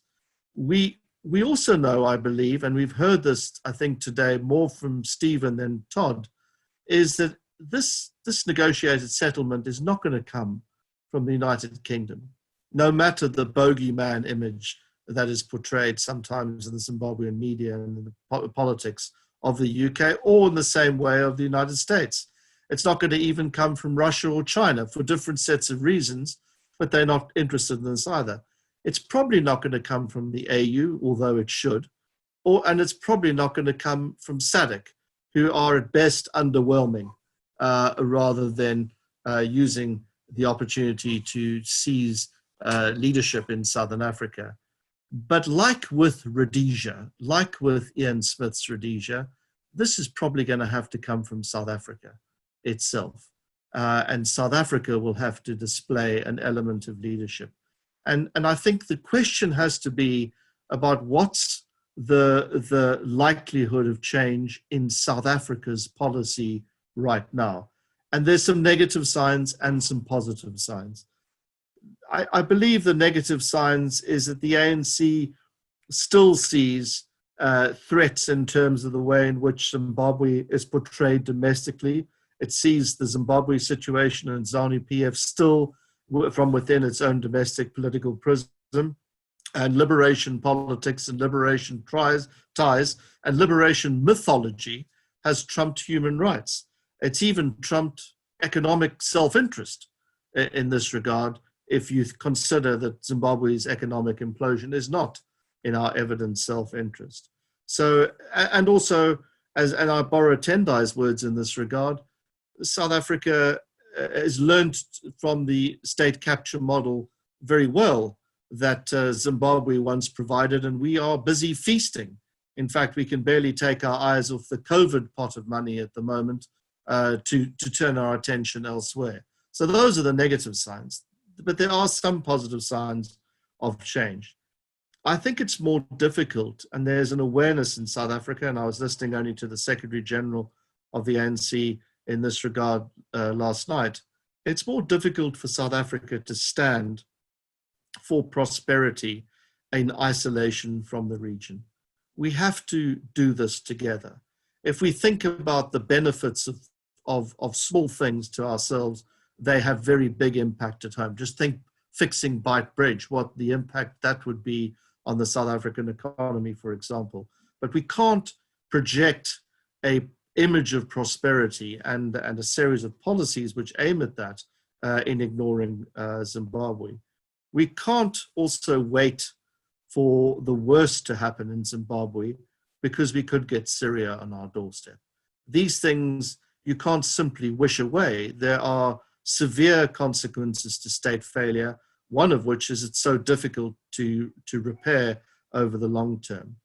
And of course, we're not going to get any of the positive benefits that we so desperately need in our own economy, in which employment is now nearly 50% as a consequence of failure of ANC policies on the one hand, and the structural inheritance of apartheid on the other, and now COVID. So those three triple whammies together have led to a dire economic situation of 10 years of lost growth. And then, of course, the IMF loan that South Africa has just taken, and the fact that we are borrowing much more heavily from the international community, makes us more vulnerable to external influences. And let me just conclude with 3 brief points. We know from South Africa's own settlement that you need 3 broad ingredients to make settlements happen. You need an awareness internally that there's more to be gained by settlement than by continuing on the path that you're on. And I think you have to ask yourself, is ZANU-PF in that position? Are the costs of continuing on this path sufficiently high enough for ZANU to want to sue for peace? The second one, and this really speaks to what Todd and Stephen were chatting about, is the need for external consensus in pushing the different parties to the table. Is the whole international community using all the tools at their disposal to push the parties to the table? And then, of course, what Tendai mentioned, you need leadership. You need someone who can do this. You need someone who can, if necessary, broker this. You need timing and you need method. But I would say, at least from a South African vantage, given the heating or the brewing storm in South Africa's own economy, that the moment is increasingly ripe. It may not be ripe enough yet, but it's increasingly ripe for South Africa to take a much harder look at what's going on in Zimbabwe and try and find a way to address this, without which we are, I think, increasingly feel we could not only suffer the consequences of no benefit, but suffer the consequences of failure. And very importantly, and this is my very last point, the weakening of the image of the ANC in terms of that liberation ethos and mythology. The fact that people are being so clearly and openly and regularly abused and their human rights trampled in Zimbabwe does affect the ANC. And that's, I think, perhaps the most powerful point to be made in this engagement. Thank you. Thank you very much, Greg. Just one question, and that would be, how far then are we from a situation in which South Africa will push for resettlement in Zimbabwe, in your view? Well, I think it's brewing. I think the parties in Zimbabwe have to steer that debate in South Africa. And if it's not going to be ZANU-PF, and I don't see why there's going to be any interest in them to do that yet, at least, it's going to have to be the MDC who takes a position of the moral high ground, as it were, in terms of finding a way forward for some sort of transitional arrangement leading to those elections. and making that point clear. So it's not one thing, Violet. I think it's going to be a series of pressures and a series of opportunities. But I would argue that COVID has probably almost definitely increased the chances of some sort of transitional arrangement, some sort of settlement, rather than worsened them. Undoubtedly, things are probably going to get nastier before they get better, because that's the nature of such regimes. But certainly, I think South Africa is feeling the effects of its failure in Zimbabwe. Okay, no, thank you very much for that, Greg Mills. Our last speaker is Patrick Smith, and then we will allow some of the viewers on Zoom to contribute. Now I see we have more than 400 people watching on Zoom right now, and quite a few have expressed they want to contribute. So you can start raising your hands, and as soon as Patrick Smith is finished, then we can start bringing in some of you to contribute. Patrick Smith, from the Africa Report and Africa Confidential, so much has been said, but maybe from you, if you can just give us your thoughts in terms of what you think now is the way forward for Zimbabwe, and you've been writing about Zimbabwe for many years also. Thanks, Violet. Yeah, perhaps I most usefully could talk about what I've seen as a reporter running around Africa over the years, looking at transitions in a range of different places: Nigeria, Ghana, where both transitioned out of military regimes into multi-party, open political systems. Also, Liberia, Sierra Leone, transiting from a war zone to again civilian multi-party regimes. South Africa, of course, which is sort of sui generis in its own way. But most recently, and I was saying this to Dr. Mandaza yesterday, Sudan, I think, offers, despite being a very different country from Zimbabwe in so many ways, and I don't think either the National Islamic Front regime nor ZANU-PF would relish anyone comparing the two regimes. I think they do have something in common, and moving the way that the Sudanese opposition galvanized over 30 years of dictatorship, essentially from 89 to last year. And what they did with that massive demonstration, 500,000 people gathered outside the military defense headquarters in Khartoum.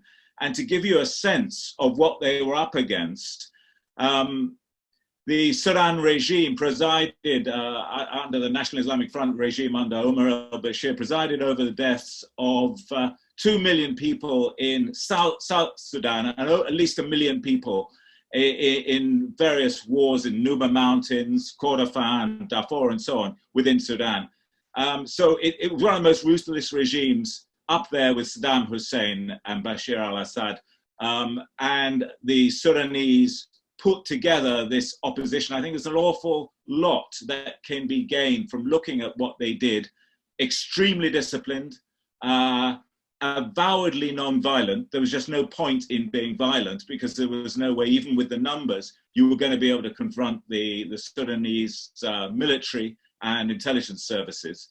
And having then formed, and what was really interesting was the way they formed alliances with dissidents within the Sudanese military who realized that what Bashir had done was lead the country into a very bloody cul-de-sac.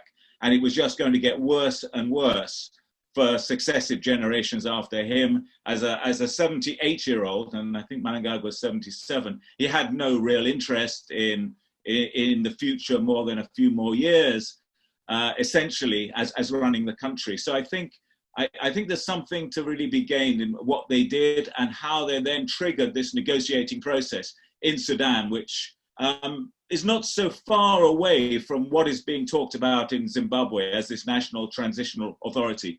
So just to be very quick, I'd say the key things that have come out of what happened in Sudan that might be relevant for Zimbabwe is that the participants, the key participants, were the people, the civil society organizations. The trades unions played a major role. The professional associations, the Sudan Doctors Association, one was one of the leading lights in the opposition movement, just as it has been in some respects in Zimbabwe. You have a very similar corpus of professional, responsible professionals in civil society organized, the workers' organizations and so on. Above and beyond the parties, no disrespect to the MDC and the other opposition parties who, as Tendai has said, have endured a hell of a lot just to stay in business as political entities. But the issue in Sudan was that there was a much wider range of activism drawing from the streets and the communities, and that really put pressure on the government and finding ways of making alliances, weird alliances, but alliances nevertheless, with dissidents within the military, within the police, to get political change. And that's what they started when they pushed out Omar al-Bashir in April 2019 and started this process of change. So I don't think it's beyond the wit of the political entities in Zimbabwe to do that. But I think it takes looking at what happened in Sudan as the possibility of drawing on some useful examples from there. So Patrick, is the NCP the kind of like Sudan movement that Zimbabwe needs? So the NCP. Yeah. I said for Zimbabwe. Well, I mean, I think there are similarities. Yes, I mean, because what the Sudan they regard themselves as revolutionaries because they were overthrowing not just a regime but a way of running government, and they started very much with these grassroots committees in the regions, organizing on a community and street basis, bringing people not just together for sort of making political judgments, but also saying, okay, you've got a health emergency here. Let's talk to the guy down the street who's got a small pharmaceutical company, get some drugs to that community, providing benefits. It wasn't just politics, it was a material benefit. Teachers and university lecturers had a responsibility to work with communities. And it was all part of this revolutionary movement. So I think I think that goes into revitalizing civil society and making sure it's autonomous and it has its own agenda and can really contribute to the process of change alongside the established political parties and whatever other entities are in the mix. Okay, no, thank you very much for that, Patrick Smith. So now I'd like to take some contributions, questions, comments from the floor. We have quite a number of people who have raised their hands, so please ask you to keep your contributions very brief, and I also ask the panelists to keep their answers very brief because we need to finish by 7 o'clock or 8 o'clock in Zimbabwe time. So I'll just go from the top going down. Who is the first one there? Just a sec, I've just lost my chat. I think it's Sherman Ban, no. Just bear with me. Chorus Nyamakunda. Can you unmute? Yes. First of all, I would like to respond to Patrick Smith. Patrick Smith, the methods you are talking about Sudan and other countries, the ZANU-PF government, the Zimbabwe government is fully aware. The Zimbabweans have tried that. I think there are other methods that involve not letting blood. There are other methods that can be used. That's my response to that. Whatever organization trying to try, the government would still be fully aware. You can't do anything secret without the government knowing. And number two, getting back to Greg Mills, when the ANC came to power, they had more than 2/3 majority, so they had absolute power to do anything. The change of politics in South Africa, which you mentioned, is it denting the ANC? And also the opposition parties in South Africa, are they speaking with the same voice? Is the Zimbabwean issue an issue for those opposition parties? Thank you. Thank you. I'll take two more for now, and then we'll get the panelists to respond. So panelists, please, can you keep a note of the questions that you've been asked, and then you can come and respond towards the end.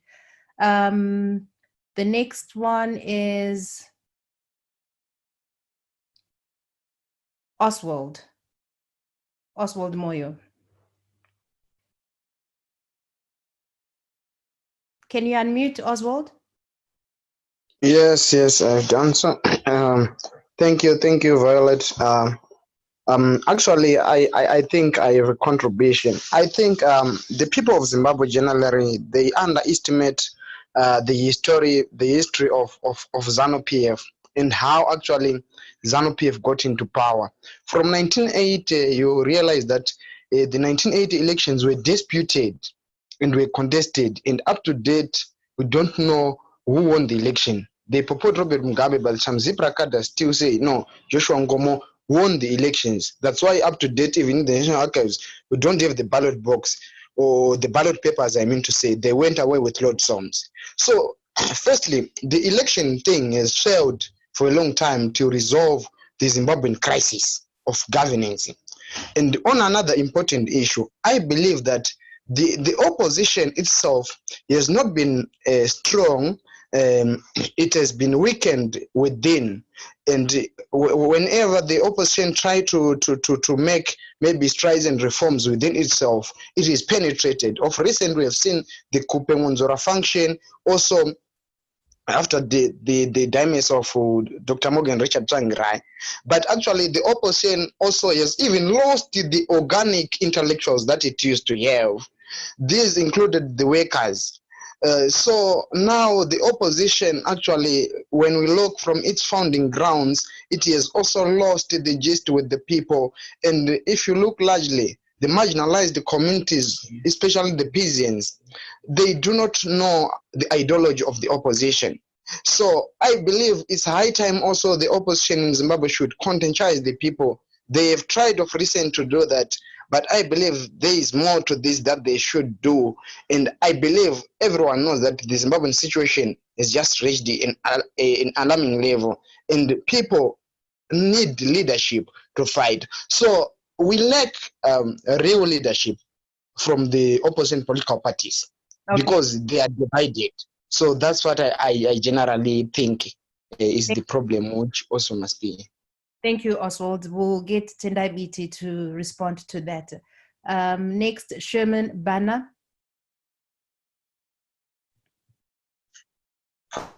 Thank you. I hope you can hear me. I just want to refer to the last speaker who spoke about the Sudanese case. Firstly, we've got to really understand when we do comparisons, different socio-economic cases. In Sudan, we've got a very small middle class. And so a lot of people were predominantly on the same level and had very rarely nothing to lose and could take to the streets and demonstrate in a way, whether it was peaceful or violent. What we have in Zimbabwe is a vast difference in classes, okay? And that's due to the large diaspora kind of base. So you get a lot of people who have a lot to lose, and that's a reality on the ground. You've got people, you spoke about certain professionals and doctors and pharmaceuticals who could contribute to the local community and whatever the case may be. In Zimbabwe, we've got certain people of certain caliber who have so much to lose for looking after the next caliber that it's very impractical to be united. So we've got so many classes of people who look out for their own benefit, and that's why cohesion in any sense of opposition is so far-fetched. That's number one. So uniting as an opposition to any kind of government or any kind of government or any kind of dictatorship is very difficult because of the vast differences in benefit and the vast difference in class, and that's a dynamic that we can't control due to our diaspora community. That's number one. The second thing that I wanted to add was, well, basically that's it for now. Thank you, Sherman. And in this round, I'll take one more from Edison Kapondo.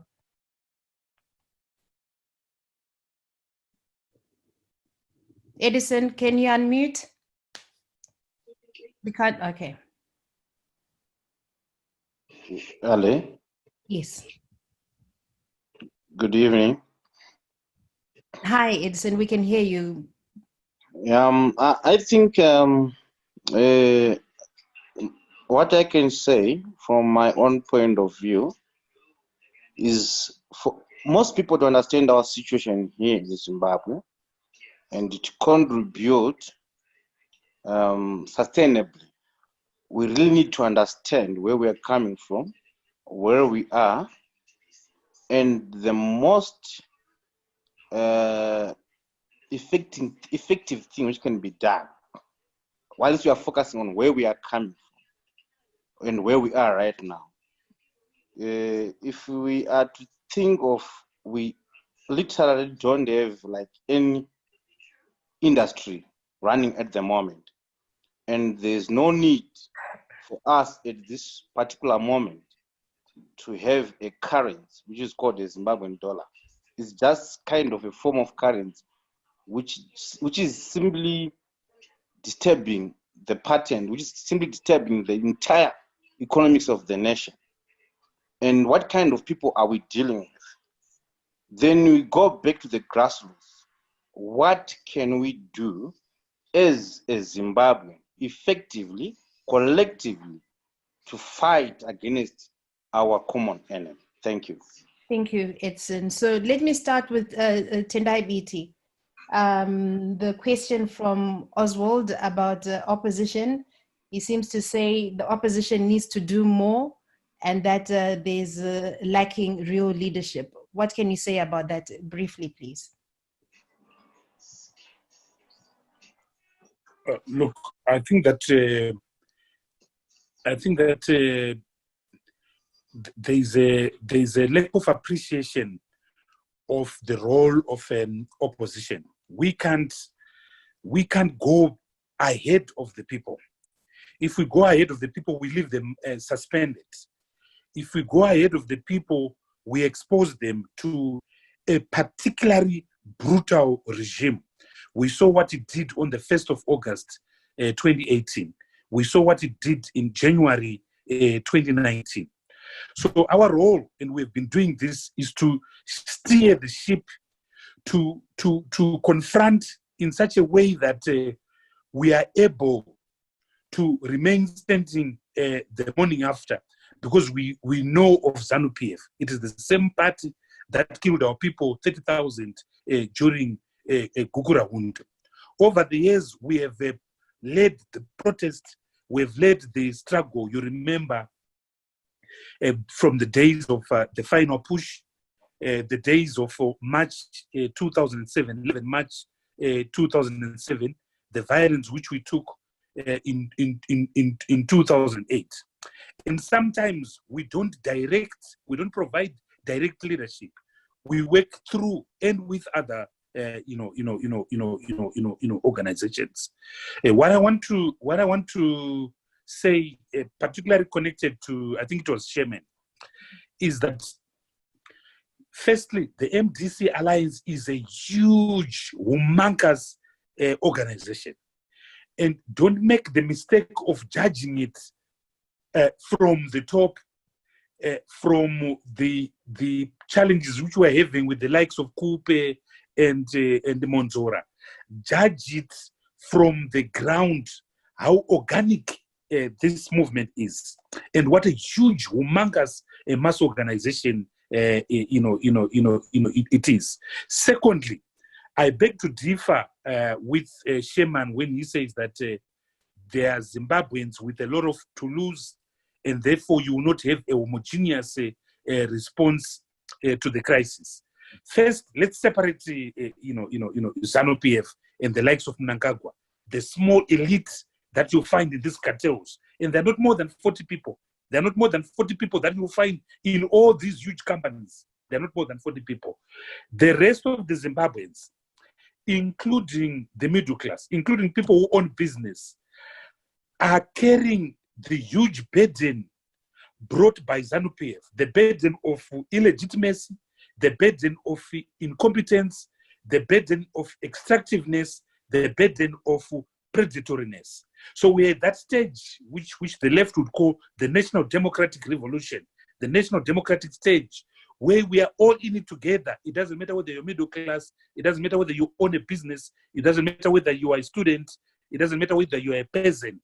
And that's why I said in my address, there is an obligation on all of us Zimbabweans to provide the agency.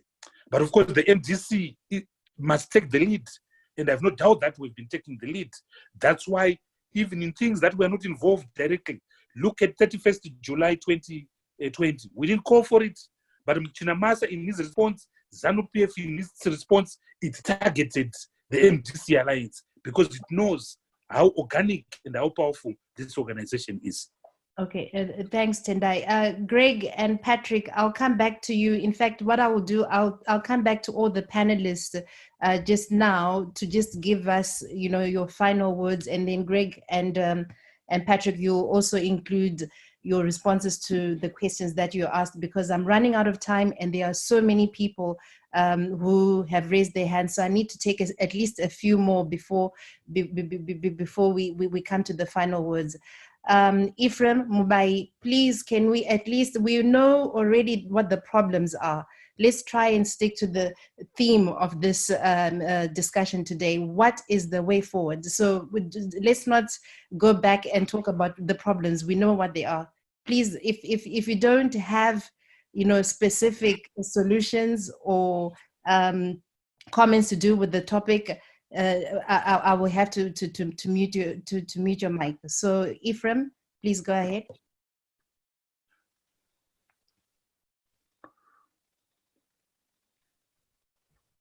Ephraim Mbai. Okay, I think we've lost Ephraim. Godfrey Mutindi.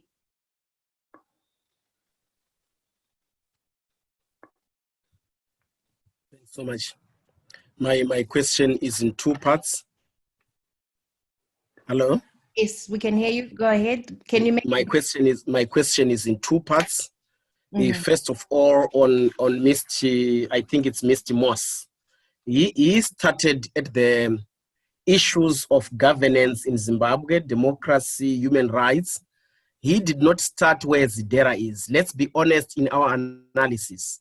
Zidera has got two premises, which is one, Zimbabwe is a threat to the US interests. And then two, Zimbabwe was supposed to compensate the white farmers according to the SADC tribunal. That's what the document says. And all these other issues of democracy and human rights come later. So let's discuss things as they are. We are researchers and we are professionals. Second thing, I'm asking about the compensation for the white farmers, the 3.5 billion that is being reported that Zimbabwe is going to compensate the white farmers. Could that be also an issue that we are supposed to discuss here? In that one there, how are the partners involved, the cooperation partners and the international community? These are really good questions, but we really have run out of time. And what we wanted from people in this section is just to tell us what needs to happen now. So I'm sorry, that we'll have to bring in another conversation. So let me get one more from the floor. Basically, we want to know what is the way forward. So if anyone has that, Dominique Mutanga.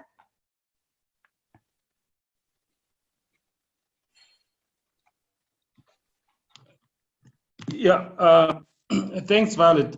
Just a two-part question for Tendai Biti, who spoke about the military. You said that they brought up some concerns in 2007 prior to the GNU. My question is, if the military, as we know, are the power brokers, has there been any effort to engage them directly to discuss the way forward, the resettlement?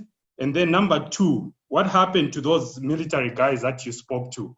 Are they dead? Are they alive? And if they are alive, why can we not engage them as part of the resettlement? Thank you. Okay, thank you very much for that, Dominique. And I'm afraid we just have too many hands raised right now and not enough time. So I'm really sorry about that, ladies and gentlemen, but I need to go and get final comments from the panelists.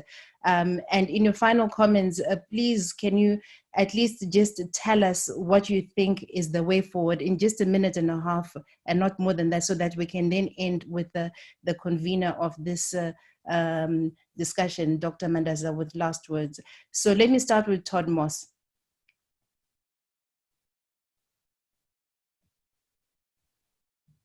Okay, thank you, Violet. Look, on the Zadera question, I'm going to paste into chat the link to Zadera. Everyone should read it for themselves. It's 4 pages. It's very clear. The United States, you know, there's not one American citizen who's had a farm stolen. So the idea that the U.S. government, the policy towards Zimbabwe is about white farmers is just wrong. So I'll share that so everyone can see.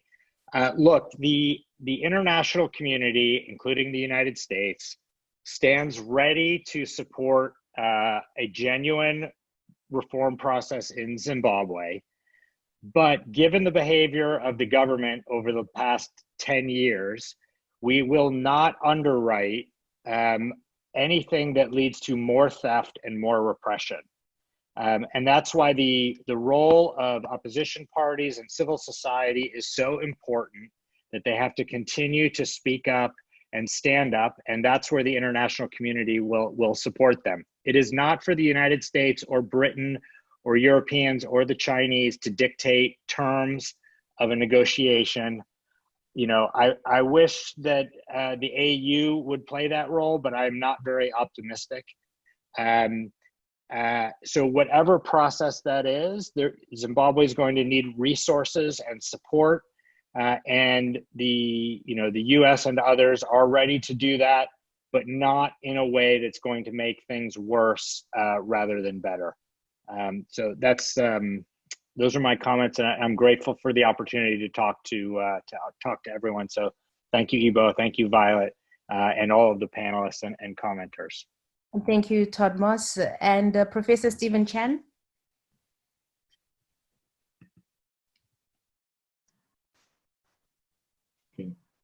Thank you very, very much. Can you hear me now? Yes, we can. Okay. It's been a pleasure to participate on this panel. I agree with what the other speakers have said, in that the final breakthrough, the final solution, if there is one for Zimbabwe, has got to be led by Zimbabweans. However, this is not just Zimbabweans who live in Zimbabwe.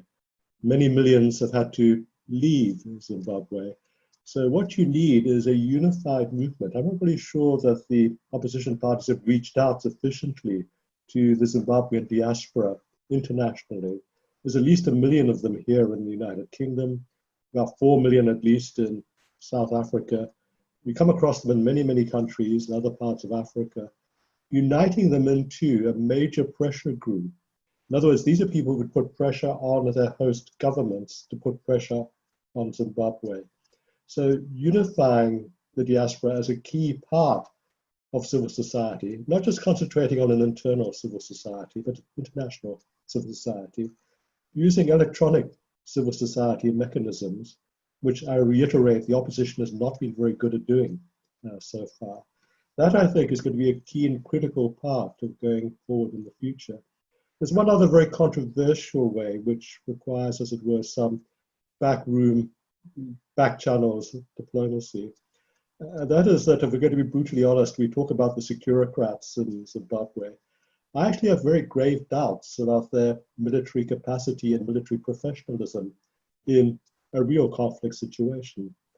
So using the good offices of senior military people from other countries, preferably other African countries, to talk to them about what true military professionalism means, this could be a very interesting adjunct back channel.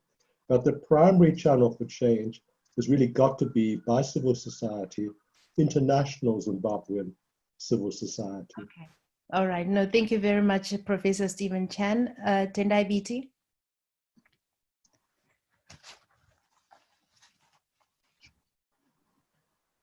Tendai? I think you have... Yes. Okay. Yeah. 3 points are critical, Violet. The first one is that there has to be the agency of Zimbabweans across the length and breadth of our society, and including compatriots in the diaspora. I think convergence is coming. We are seeing signs of it. The Zimbabwean Lives Matter, movement. Something is brewing. Something is being born. The MDC Alliance will play its part. It has always played its part. It will provide the necessary leadership. Number 2, it is the external refereeing, the role of the international community, particularly the region, particularly South Africa. Third is the obligation that we need to bring ZANU-PF to the table.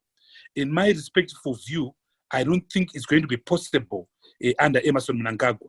I suspect that any possible dialogue can only take place after Emmerson Mnangagwa is gone. But that dialogue must focus on reform. That dialogue must create an implementation mechanism. That dialogue must include to an implementation period, which will then lead to free and fair elections. It can be done. We've done it before. We didn't do a good job. But I think there will be change in this country sooner rather than later. Okay, thank you, Tendai Biti from the NDC. Muleya Mananyanda.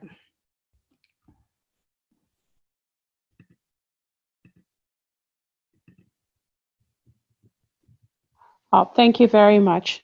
So my last point is where I ended, that international solidarity is going to be important in order to change this. Yes, from Zimbabweans, but Zimbabweans cannot do it alone. We're going to have to work very, very hard to get people across the region, across other countries, to be part of this. So in whatever way we can, those people on this call, those of us working in the organizations we work, we must reach out to other people to be part of the movement. Thank you, Muleya. Tiseke Kasambala.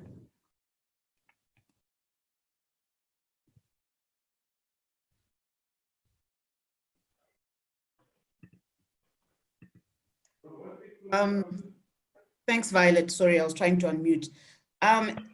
My final point is that any discussions around negotiations and settlements must not be limited to political settlements alone, but must be premised on human rights, must be premised on democracy and governance, but also move beyond and engage the Zimbabwean citizenry, be widely consultative, engage civil society organizations as well. And most importantly, must specifically address the issues of accountability and justice in Zimbabwe. Finally, I would like to say that even though there is regional paralysis when it comes to African governments and regional governments in Southern Africa, regional support remains key. And this moment provides an opportunity. There is momentum in countries like South Africa, and there is support from COSATU, from South African citizens and others within the region across Southern Africa for democracy and human rights in Zimbabwe. And so let's take advantage of that opportunity. Let's take advantage of the momentum. Thank you very much, Tiseke. And Greg Mills?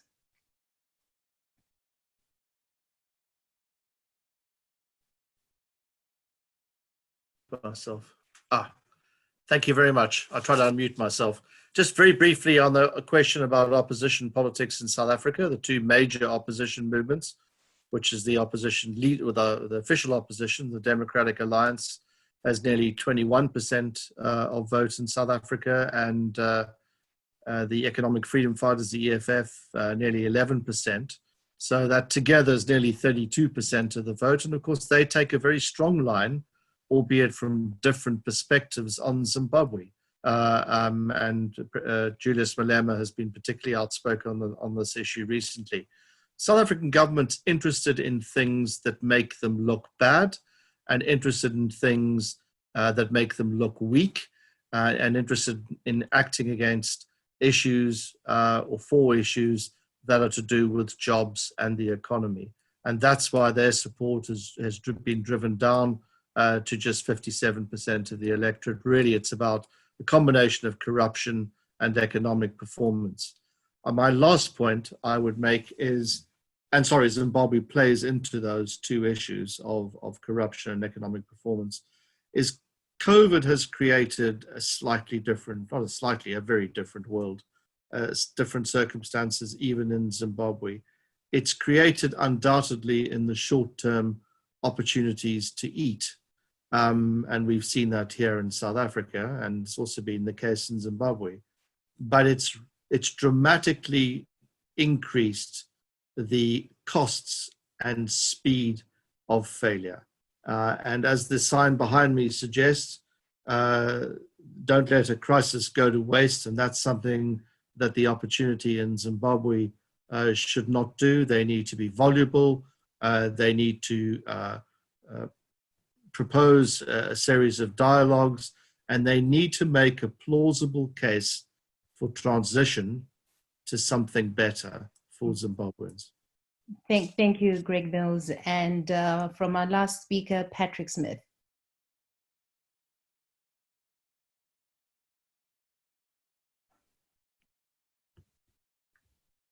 Patrick, you have to unmute. I'm trying to. Yes, yeah. I think that's working now. Okay. Yeah, fine. Yeah, I just got a message about the Sudan thing again, which has prompted some interest and maybe criticism as well. One caller said that he thought the parallel between Zimbabwe was closer with the Egyptian revolution, the Sudanese revolution. I'd say, yeah, definitely from a sort of socio-political analysis, there are, you know, closer parallels with the sort of Nasserite nationalist regime in Egypt than there are with the Islamist regime in Sudan. The point being that what happened in Egypt was tragic because the people got onto the streets, demanded political change. They got some backing from the military. They kicked out Mubarak, and then they had an Islamist regime that failed, and now they've got a dictator who's as bad as Mubarak, probably worse. So what the Sudanese are trying to do by having this extended transition to talk about... You have to be brief because sorry. I'm just saying, just sort of the Sudanese, again, experiment shows, I mean, the importance of this idea that everyone in Zimbabwe has been talking about, this transitional authority that can actually start to change institutions and start to change the society, but more importantly, bring the entire society together into that process of debate, argument, and institutional renewal. And I think that's, you know, a more coherent and effective way forward. Thanks. Thank you very much, Patrick. And I'm afraid we've run out of time. So let me bring in Dr. Ibo Mandaza. Dr. Mandaza, I think you only have a minute. Okay, thank you. Thank you very much. Yeah. I'll have 2 minutes. Well, I think this has lived up to the expectations. And I'll have occasion to thank the panelists and the discussants at the end. I think we have established a viable link between the national, regional, and international perspectives on Zimbabwe. And we hope that in the future we can actually galvanize that linkage through the kind of people that we have on the panel, and through them to put pressure towards some kind of settlement in Zimbabwe. Secondly, I think the role of South Africa has been quite central. I know that this afternoon I had an interview with one of the TV stations, and unfortunately before they didn't know I was listening, but I had complaints that, well, Zimbabweans, why are they bothering South Africans? They should do their own thing, you know. They should do enough to free themselves. And I want to just remind ourselves, but also in the context of the discussion, the role of the international community. I pointed out during the discussion that in South Africa, without the global movement, the anti-apartheid movement, there may not have been liberation in South Africa. There may not be democracy in South Africa. So we cannot underestimate the role of the international community, the global community, the continental effort. Nigerians, for example, raised $1 million each. naira each to support the struggle in Southern Africa. So I think that also refers to our discussion today. Thirdly, I think we have learned as Zimbabweans the need to define, refine, and present a settlement model that we want. Tendai spoke a lot about it, but I think we need, even through the NCP, the civic society, the diaspora, to refine this concept of the transitional authority as necessary so that we are ready for it when it comes up. Last but not least, I think we want to call upon the international community and South Africa in particular, the region SADC, to stop the violence, the abductions, the torture in Zimbabwe. That doesn't require a meeting. Let Emerson Mnangagwa's counterparts phone him. Let the British Prime Minister, the State Department in the US, just make it known that the violence, the abductions, the torture of young activists should stop immediately. I wish now again to thank the panelists, Todd, Stephen, Tendai, Leah, Seke, Greg, and Patrick. Thank you very much indeed. You really made a difference to this session. I think it will be a memorable one. 400 or more on Zoom, thousands on Facebook. Thank you very much. And thanks to Violet. Thank you. Thank you very much, Dr. Ibu Mandaza. And we have come to the end of our broadcast. Thanks to all our panelists, discussants, and contributors. We are sorry we weren't able to get as many of you in the call, but next time. And this broadcast, as you've heard from Dr. Mandaza, is brought to you by the Sapes Trust Policy Dialogue Forum. My name is Violet Gonda. Have a good night.